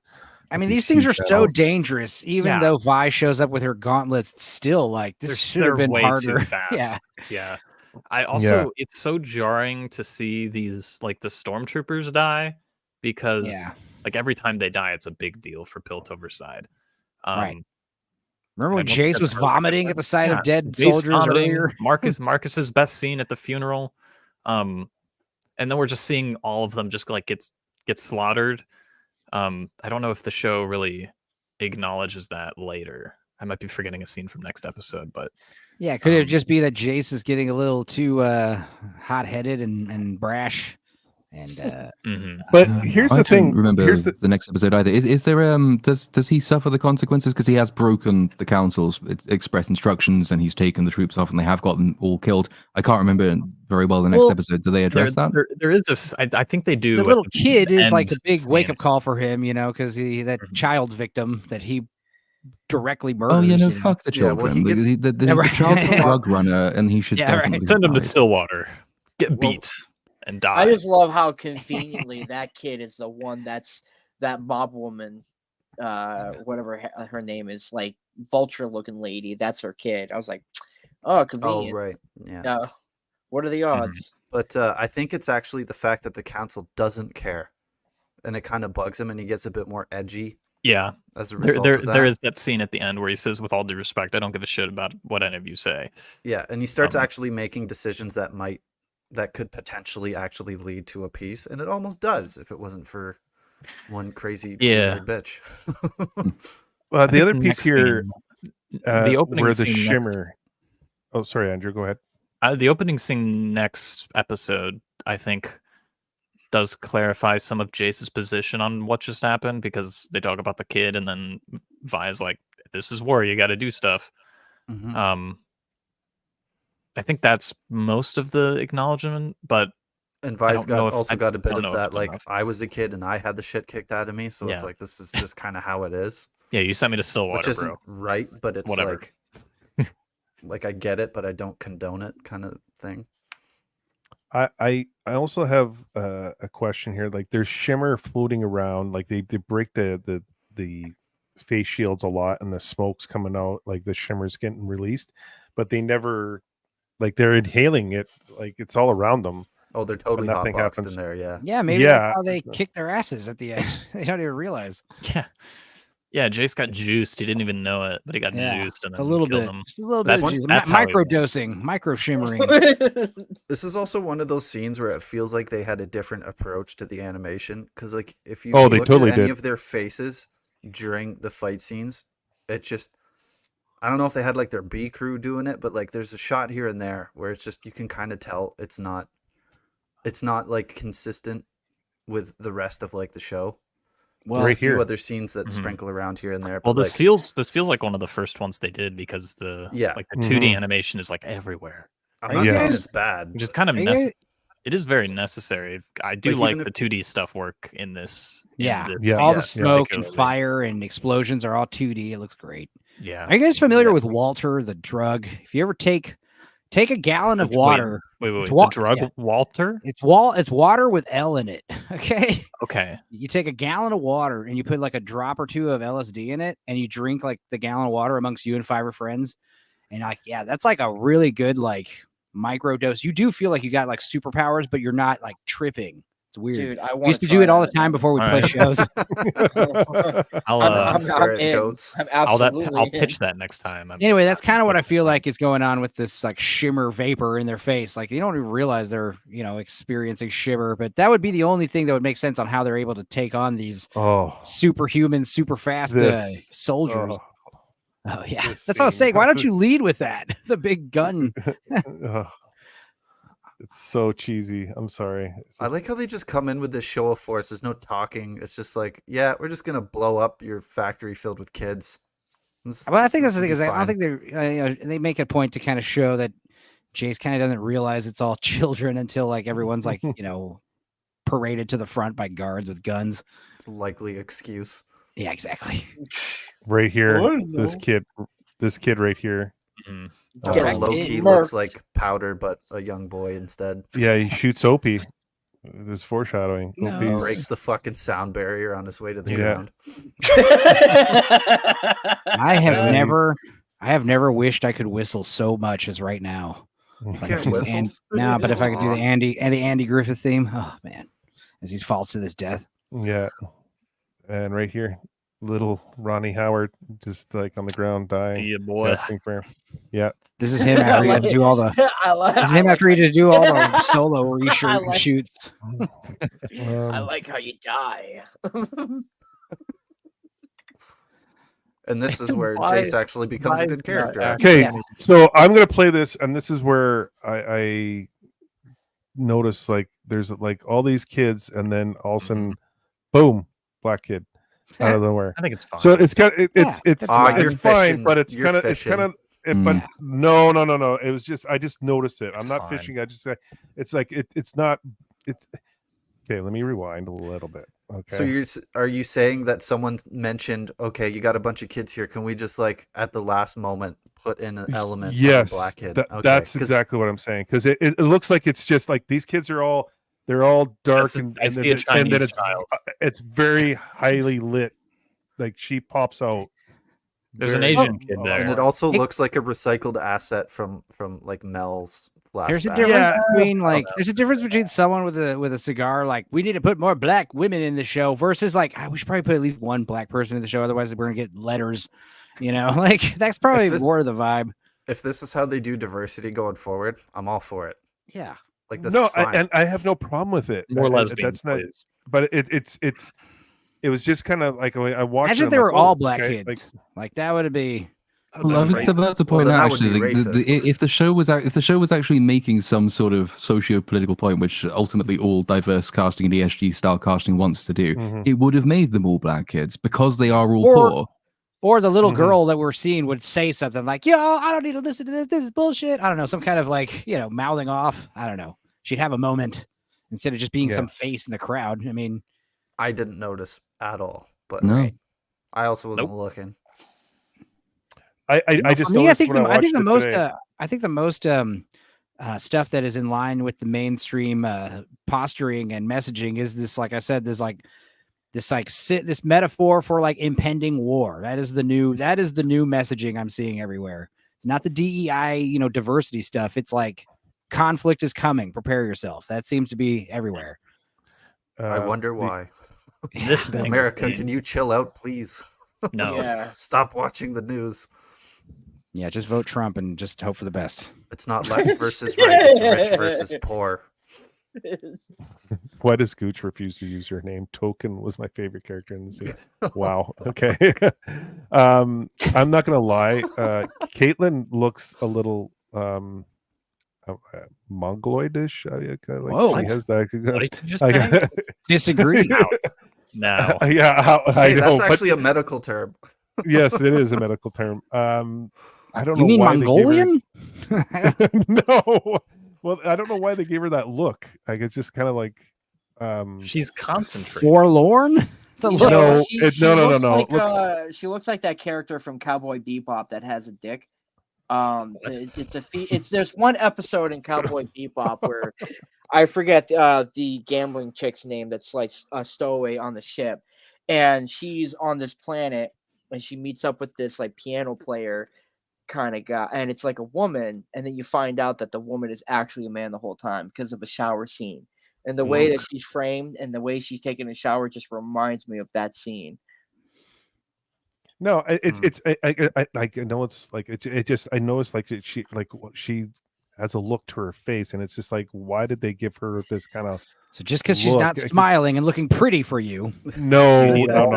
It's the eyes. She's a Mongol. Is that how it is? No. Well, this is another example of what I was mentioning before, where it just seems like a lot of this episode has shots in it that were like some of the first ones that they did, if that makes sense, or like they clearly have like an A and B kind of animation crew, and this, and I'm not saying the B crew is worse. I'm saying it's different. Yeah, see, a bit fetal alcohol syndrome in the eye spacing, but I'm not seeing what Gooch is. She's Asian. Wow. What are we talking about? How racist of you. She doesn't. She doesn't look that to me. She looks. Is the eyes far apart an FAS thing? I thought it was like yeah, it is. Pushed out forehead. Okay, but she doesn't. Wait, see, look... you're saying that Little Mermaid girl has fetal alcohol syndrome? Is that... Taylor Joy. Calling the libel lawyers now. Oh, I can see the Uma headlines. Thurman. On the advice of my attorneys, I is what refuse it's called. to She's answer. British, not Asian. She's both. Damn it. Her dad's Asian. British Yeah. is an ethnicity. She's the descendant of 2 empires. But she's like something about her face. It's just like it's. Well, I think she's beautiful. Oh well, then you're easy. I know what True. you're getting at. She looks unflattering in this whole scene. Maybe it's because No, she's in the shower. Like this She shot's looks fine. Dude, she's No, hot. she- What are you talking about? She's Yeah. No, mopey. she's not. She's not. She's like she's something off about her. Sorry. She looks Sorry. like Blue Eye Samurai. I don't know. See any Yeah, she difference. looks No, like, there's a big True. difference. There's a big difference. Oh, don't Dude, go she's there. way better than Blue Eye Samurai. Don't You get kidding me? between Gooch No. and his samurai.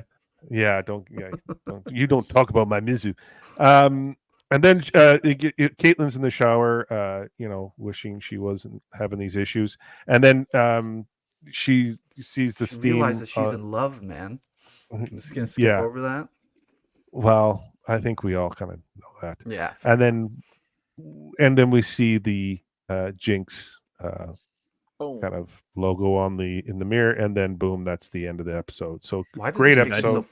why does it take her so long to turn around though? Like I get it, it's for the reveal, but like the second she saw that, she should know like, oh, Jinx is fucking behind me, isn't she?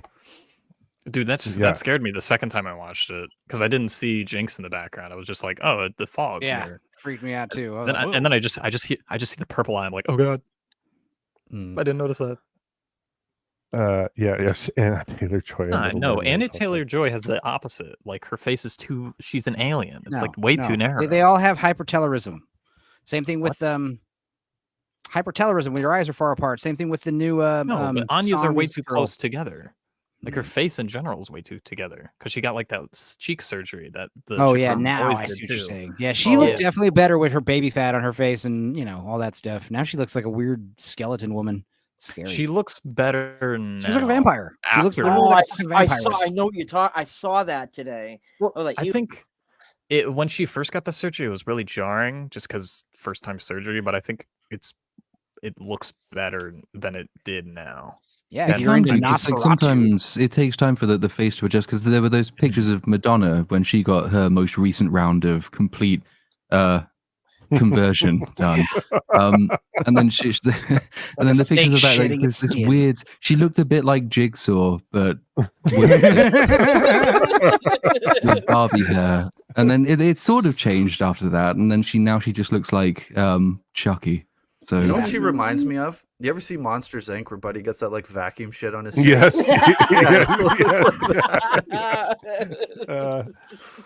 There is a question for you there, Platoon. Isn't Kate's accent He doesn't know posh about the in game. game? Yeah, I know. I don't know why we're asking.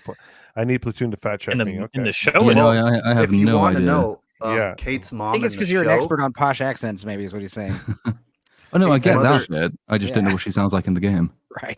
Kate's mother in the show is voiced by the same voice actor that does Caitlyn in the game. Oh, Which is Oh, very I like interesting. that. Sick. hot. Zach, hat where never you looked so with good. your picture? You guys are fucking lucky. I actually just finished. I'm signing my name on it right now nice. so I can show you. I'm gonna But record an man. edit of the shower scene and put that careless whisper in the background, and all of a sudden it's gonna click with you. Like she doesn't look Dude, too bad. The shower scene was like, in Revenge of the Sith where Anakin is walking down a hallway and it's like the most epic music in the entire movie for no reason. Yeah. That's What the do you scene. mean for no reason? What, he's just walking down a hallway. And All just, right, you ready? All right, the let's see violin this music bad was boy. great. It was like I was watching Oppenheimer.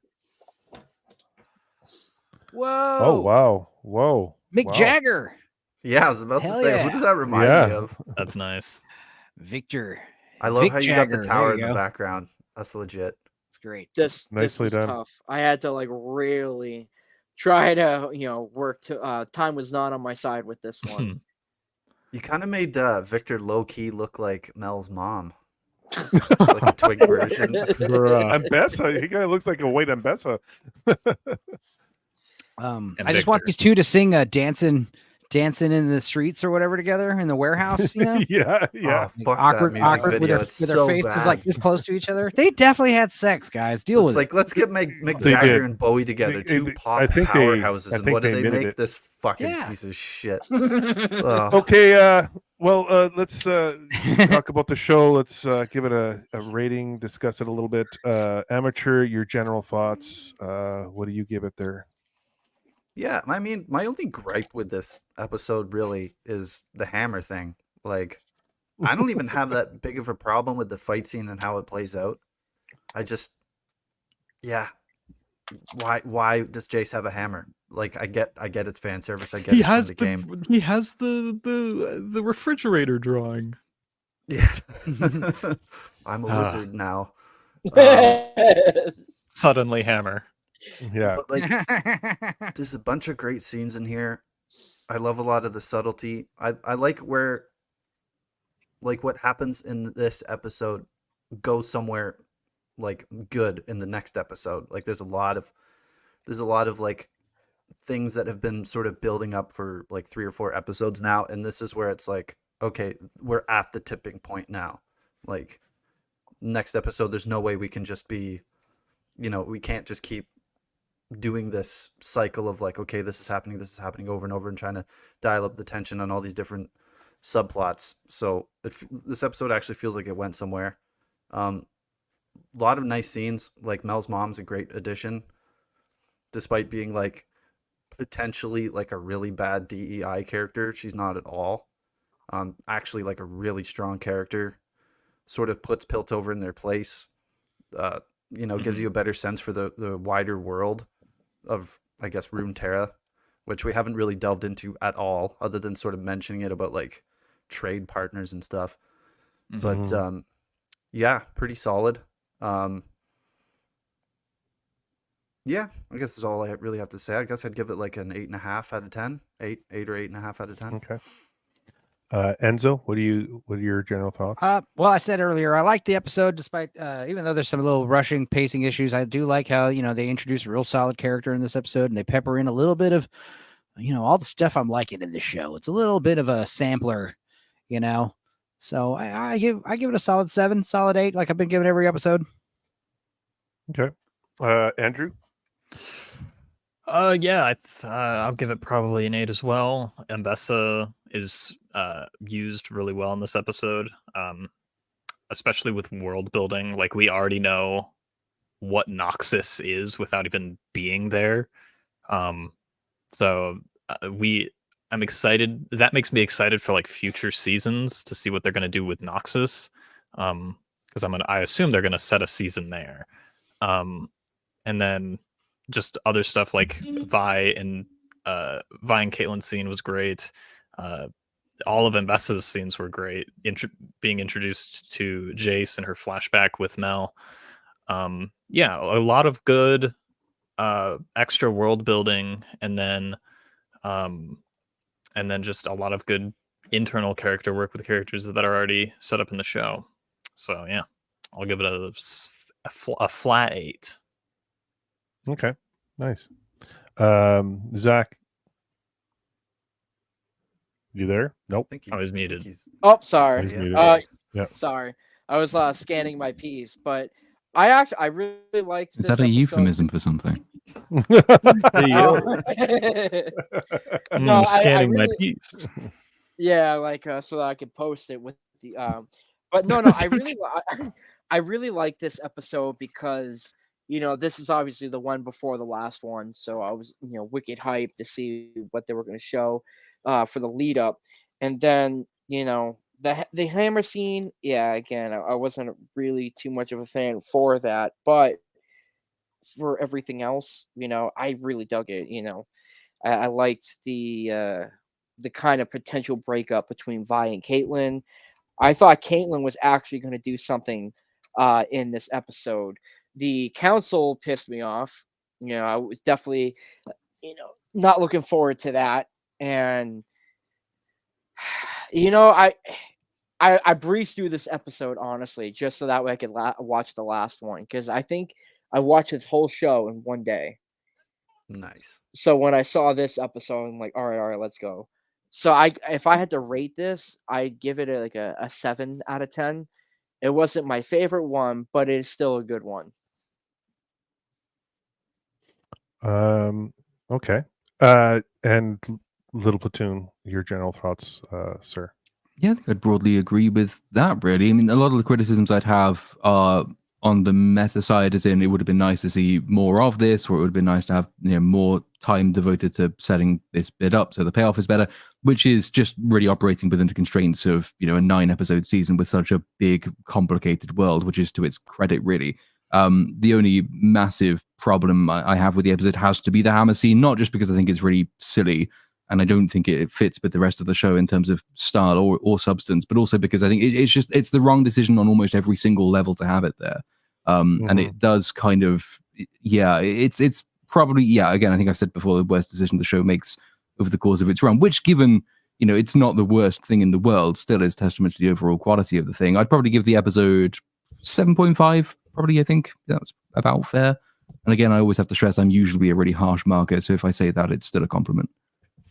So I have a question for you guys. Now we saw Jace, stoking the fire. You saw his back. You saw him with his rippling muscles. He was like frustrated and working out while building. Do you think it would have been better at payoff if they would have done that again, but with the hammer? Like you see him with the hammer this time, and he's like building or hammering things out with the hammer, and seeing him use it, and then later on in the episode, you see him with the fighting with the hammer. Do you think that would have been a better payoff? If they just showed one scene with him struggling to learn or mastering the hammer as like a younger dude, or something along those lines, it would have been infinitely better, because we get effectively no reason. The other problem that I have is just purely from a strategic point of view, or even like a political point of view, him bringing that hammer with him is a bad look, because it's like, why is a counselor fighting? This just it doesn't make any sense. I wouldn't give him the hammer. It's just, I think Platoon said take it best. the hammer away. That's the only way to fix it. Yeah, like when Vi shows up with her gauntlet, like have her bring the hammer or whatever. Have a scene where she kind of learns, need hammer, kind of thing. I don't know. Mm-hmm. I just wouldn't have had him fighting at all. I don't think he needs to fight. I don't think it aids his character. I don't think it fits with his character, and it's not really necessary either in this episode or in any subsequent episode. Like they might want to try and turn him into a warrior for season 2, but then you can have all of season 2 to set that up. This episode we need a in better particular, reason. Exactly. Yeah. This episode would have been much better served had he gone along to try and prove a point, and if his point had been proven against him, which is that he's not actually ready to face the consequences of his rash decisions. I think that would have been much stronger and more thematically in touch with his character and the rest of the show. I think also the crack fighters that were there were way too OP and way too fast. Because like once they take out the enforcers, they like go all slow at Jace. And it felt a bit plot armory with Jace and how he survived it. Like he's dodging stuff. It's like, dude, you've never fought anything in the show at all. And now you have this giant hammer. It's just like it's a very just completely out of left field character choice. Also not a great weapon to try to attack small, just make a gun targets. Just make a gun. Well, he doesn't know that there's those crack heathens down there, but just make a gun. Guns are so much better. I like that. Headcanon origin story is that these are like mechanized crack babies, and that's what they are now. I like that. Yeah. Well, I mean, replace the word crack with I was about to say spice. Shimmer. Oh my god. With This is a gun. with Shimmer. Yeah. No, Crack Warriors is much more fun. Let's go with that. Crack Warriors. I like the Crack Warriors.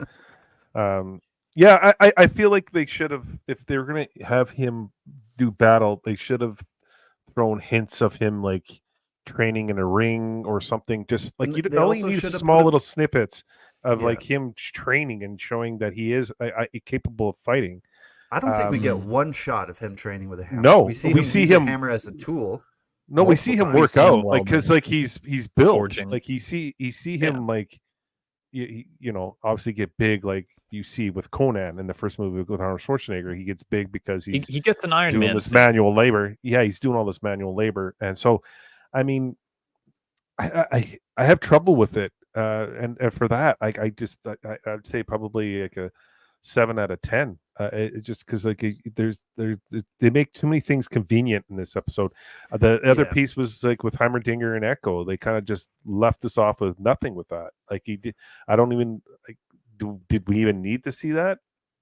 Like we could have seen that. So, it's their lead up to season 2 / yeah. The like a upper councilman actually coming in and learning Zon and like their technology that they've made and handcrafted. Mm-hmm. It does make sense for the story to bring the two characters together, but I think it was I just a agree. thing of they ran out of time. They wanted to focus on other things. At least that's what I think. And it's probably something that they're going to expand on in season 2, like for sure. If they don't, that would be pretty silly. I don't even think it's that convenient that they met because Echo is just sitting. He can't move, so he's just under the bridge with a fractured leg. And then Heimerdinger is going to leave because he just has his boat because he couldn't go across the bridge because the border was closed. So he goes to his boat to go back over, or at least the bridge was closed. He goes back on his boat to go over, and he sees this like flickering light of the hoverboard, and he's going to go observe it and look at this piece of technology that he's never seen before.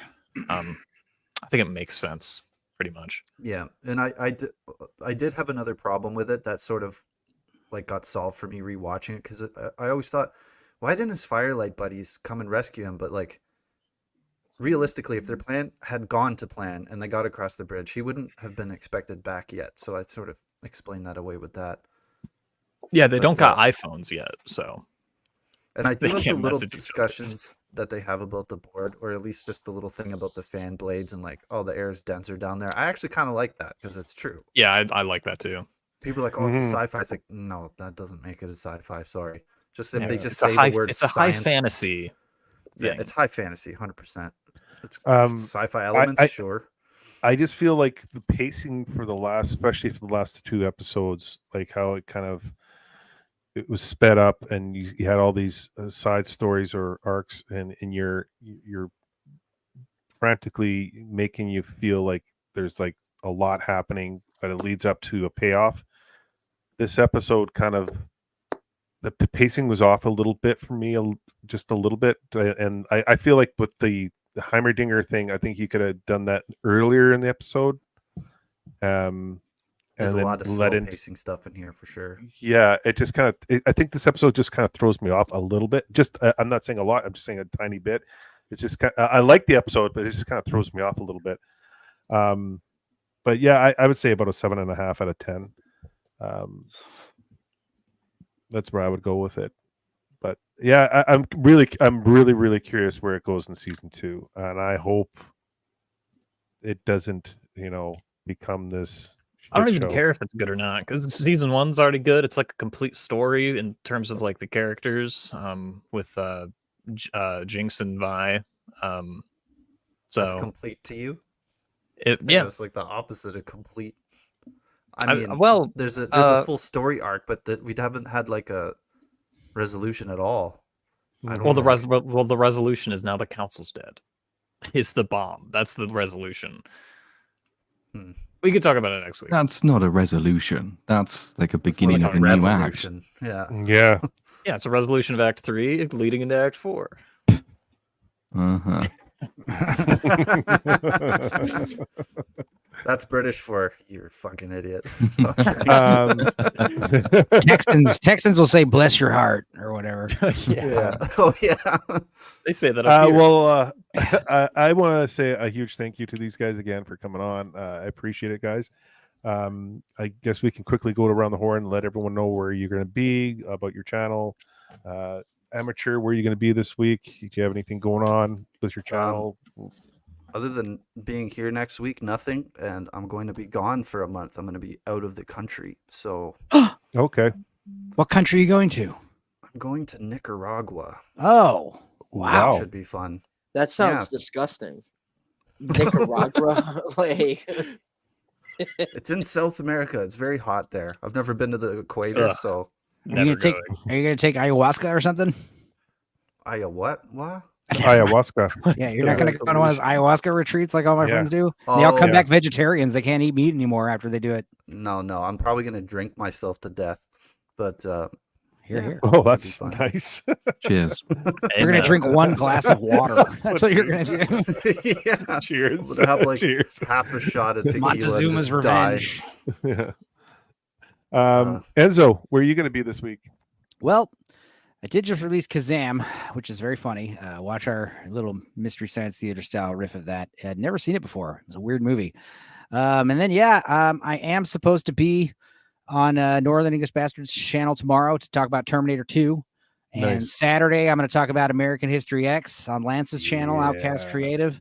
Sunday, I think I'm also going to be on Lance's channel again. I can't remember. Monday and Tuesday, I am hoping to make it to Scavenger's Reign on Tuesday and Monday Incredible stream. I do have a funeral to go to for my Aunt Helen, so I'm hoping that, I might be coming back drunk and sad, and I might make it on time, but we'll see. That being said, check out my Kazam video. If you like it, give me a sub. Also, if anybody is up in the next 30 minutes to an hour and you guys want to watch 3 ninjas with me, let me know, because I think that's what I'm going to be doing tonight. Cool. Platoon, how about you, sir? What do you got going on? I believe I am on with am I? Is that this? Yeah, Dark Hour and Uninspired, I think, are doing The Matrix on Saturday, where I will be there for a couple of hours at least. Otherwise, then I'll be Beast Up on Monday, I would imagine. And the Dune video is still in production, and I don't know when that will come out. Hopefully next weekend. But yeah, with the big qualifier being that I've done an hour of it and I still haven't actually started talking about the plot yet. So it could be an even longer one. We'll see. Well, I will watch what video? all of it, I just got probably. back. The Dune video? That is the Dune video, yes. I finally got off of the introduction. It's going to be simple. Yeah, that's the good thing. And then I've got to go into all the stuff that isn't in the plot, which will be the long bit. So I'm hoping it'll balance out. The plot will be really short compared to the usual videos, but then the analysis stuff will be much longer, and then it will even out to a good old 2.5 hours. But we will see. Nice. Awesome. And Zach, where are you going to be there, brother?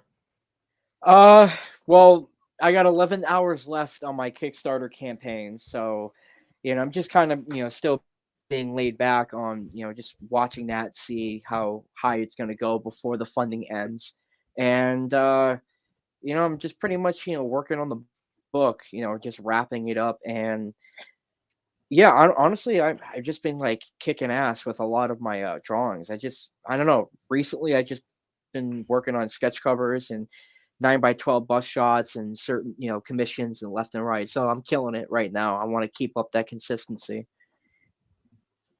Yeah, and that's on Kickstarter, right? Yeah, so 11 hours left. Oh boy. And that's Voyage? Yep. Yeah, please go check that out. I'm trying to bring it up. I can't even find it. Please go check that out. Help the guy out, help a brother out.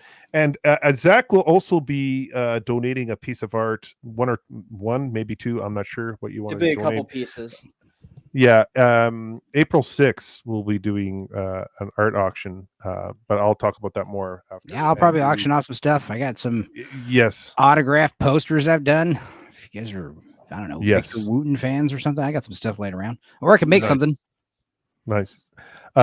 Andrew, where are you going to be this week? I just posted a Dune video. I think, how long was that? Like 4 days ago, I think. Yeah. I posted that. It's doing pretty good. You can go watch that. I'm pretty proud of it. And then other places, I'll probably be on BSUP again, maybe, and then probably be on the Blue Room, probably. And then I'll be back here. Nice. I appreciate that. I look forward to having everyone here next week. We'll be doing the finale. We'll have a lot of fun with that one. And that's me drawing that next character, Silco. Nice. I've had a lot of fun doing this review with you guys. I appreciate it. As for me, you can catch me on Tuesday. I'll be doing the Scavenger's Reign episode 2. Enzo's been a part of that. If anyone's interested, you can join us. Just let me know in the back room afterwards. That's been a lot of fun. We had a blast doing that. And it's a great series. Wednesday next week, I'm not even sure who I have next week, but next week I'll be interviewing someone next Wednesday. Actually, let me see if I can pull it up. I have Wyatt next week. Wyatt Metal. Yeah, we're going to be talking metal. So Wyatt's going to be on here. And then Thursday we'll be doing the final episode. So come check us out. So I also want to mention April 6th, it's a Saturday. If you want a piece of art, and the money goes towards my good friend Joe M. Sontag. He just lost his father, and we're helping out the family with the funeral costs and everything. And so I'll be doing a couple of art pieces. Enzo's got a couple art pieces. Zach has a couple art pieces. We got art pieces from Matt Barr, from Dan Lawless, Brett Booth, Dale Keown. There's a ton of artists. Billy Tucci, I think he's going to be handing in a piece. A lot of really talented artists putting in some of their own work in there to raise money.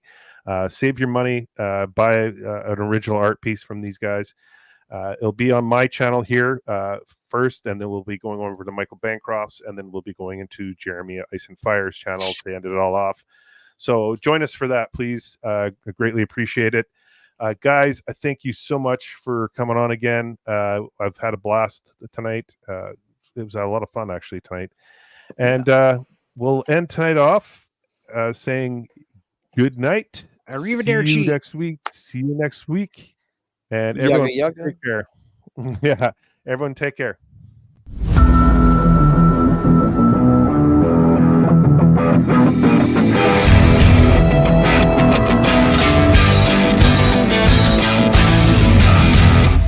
You ever dance with the devil in the pale moonlight?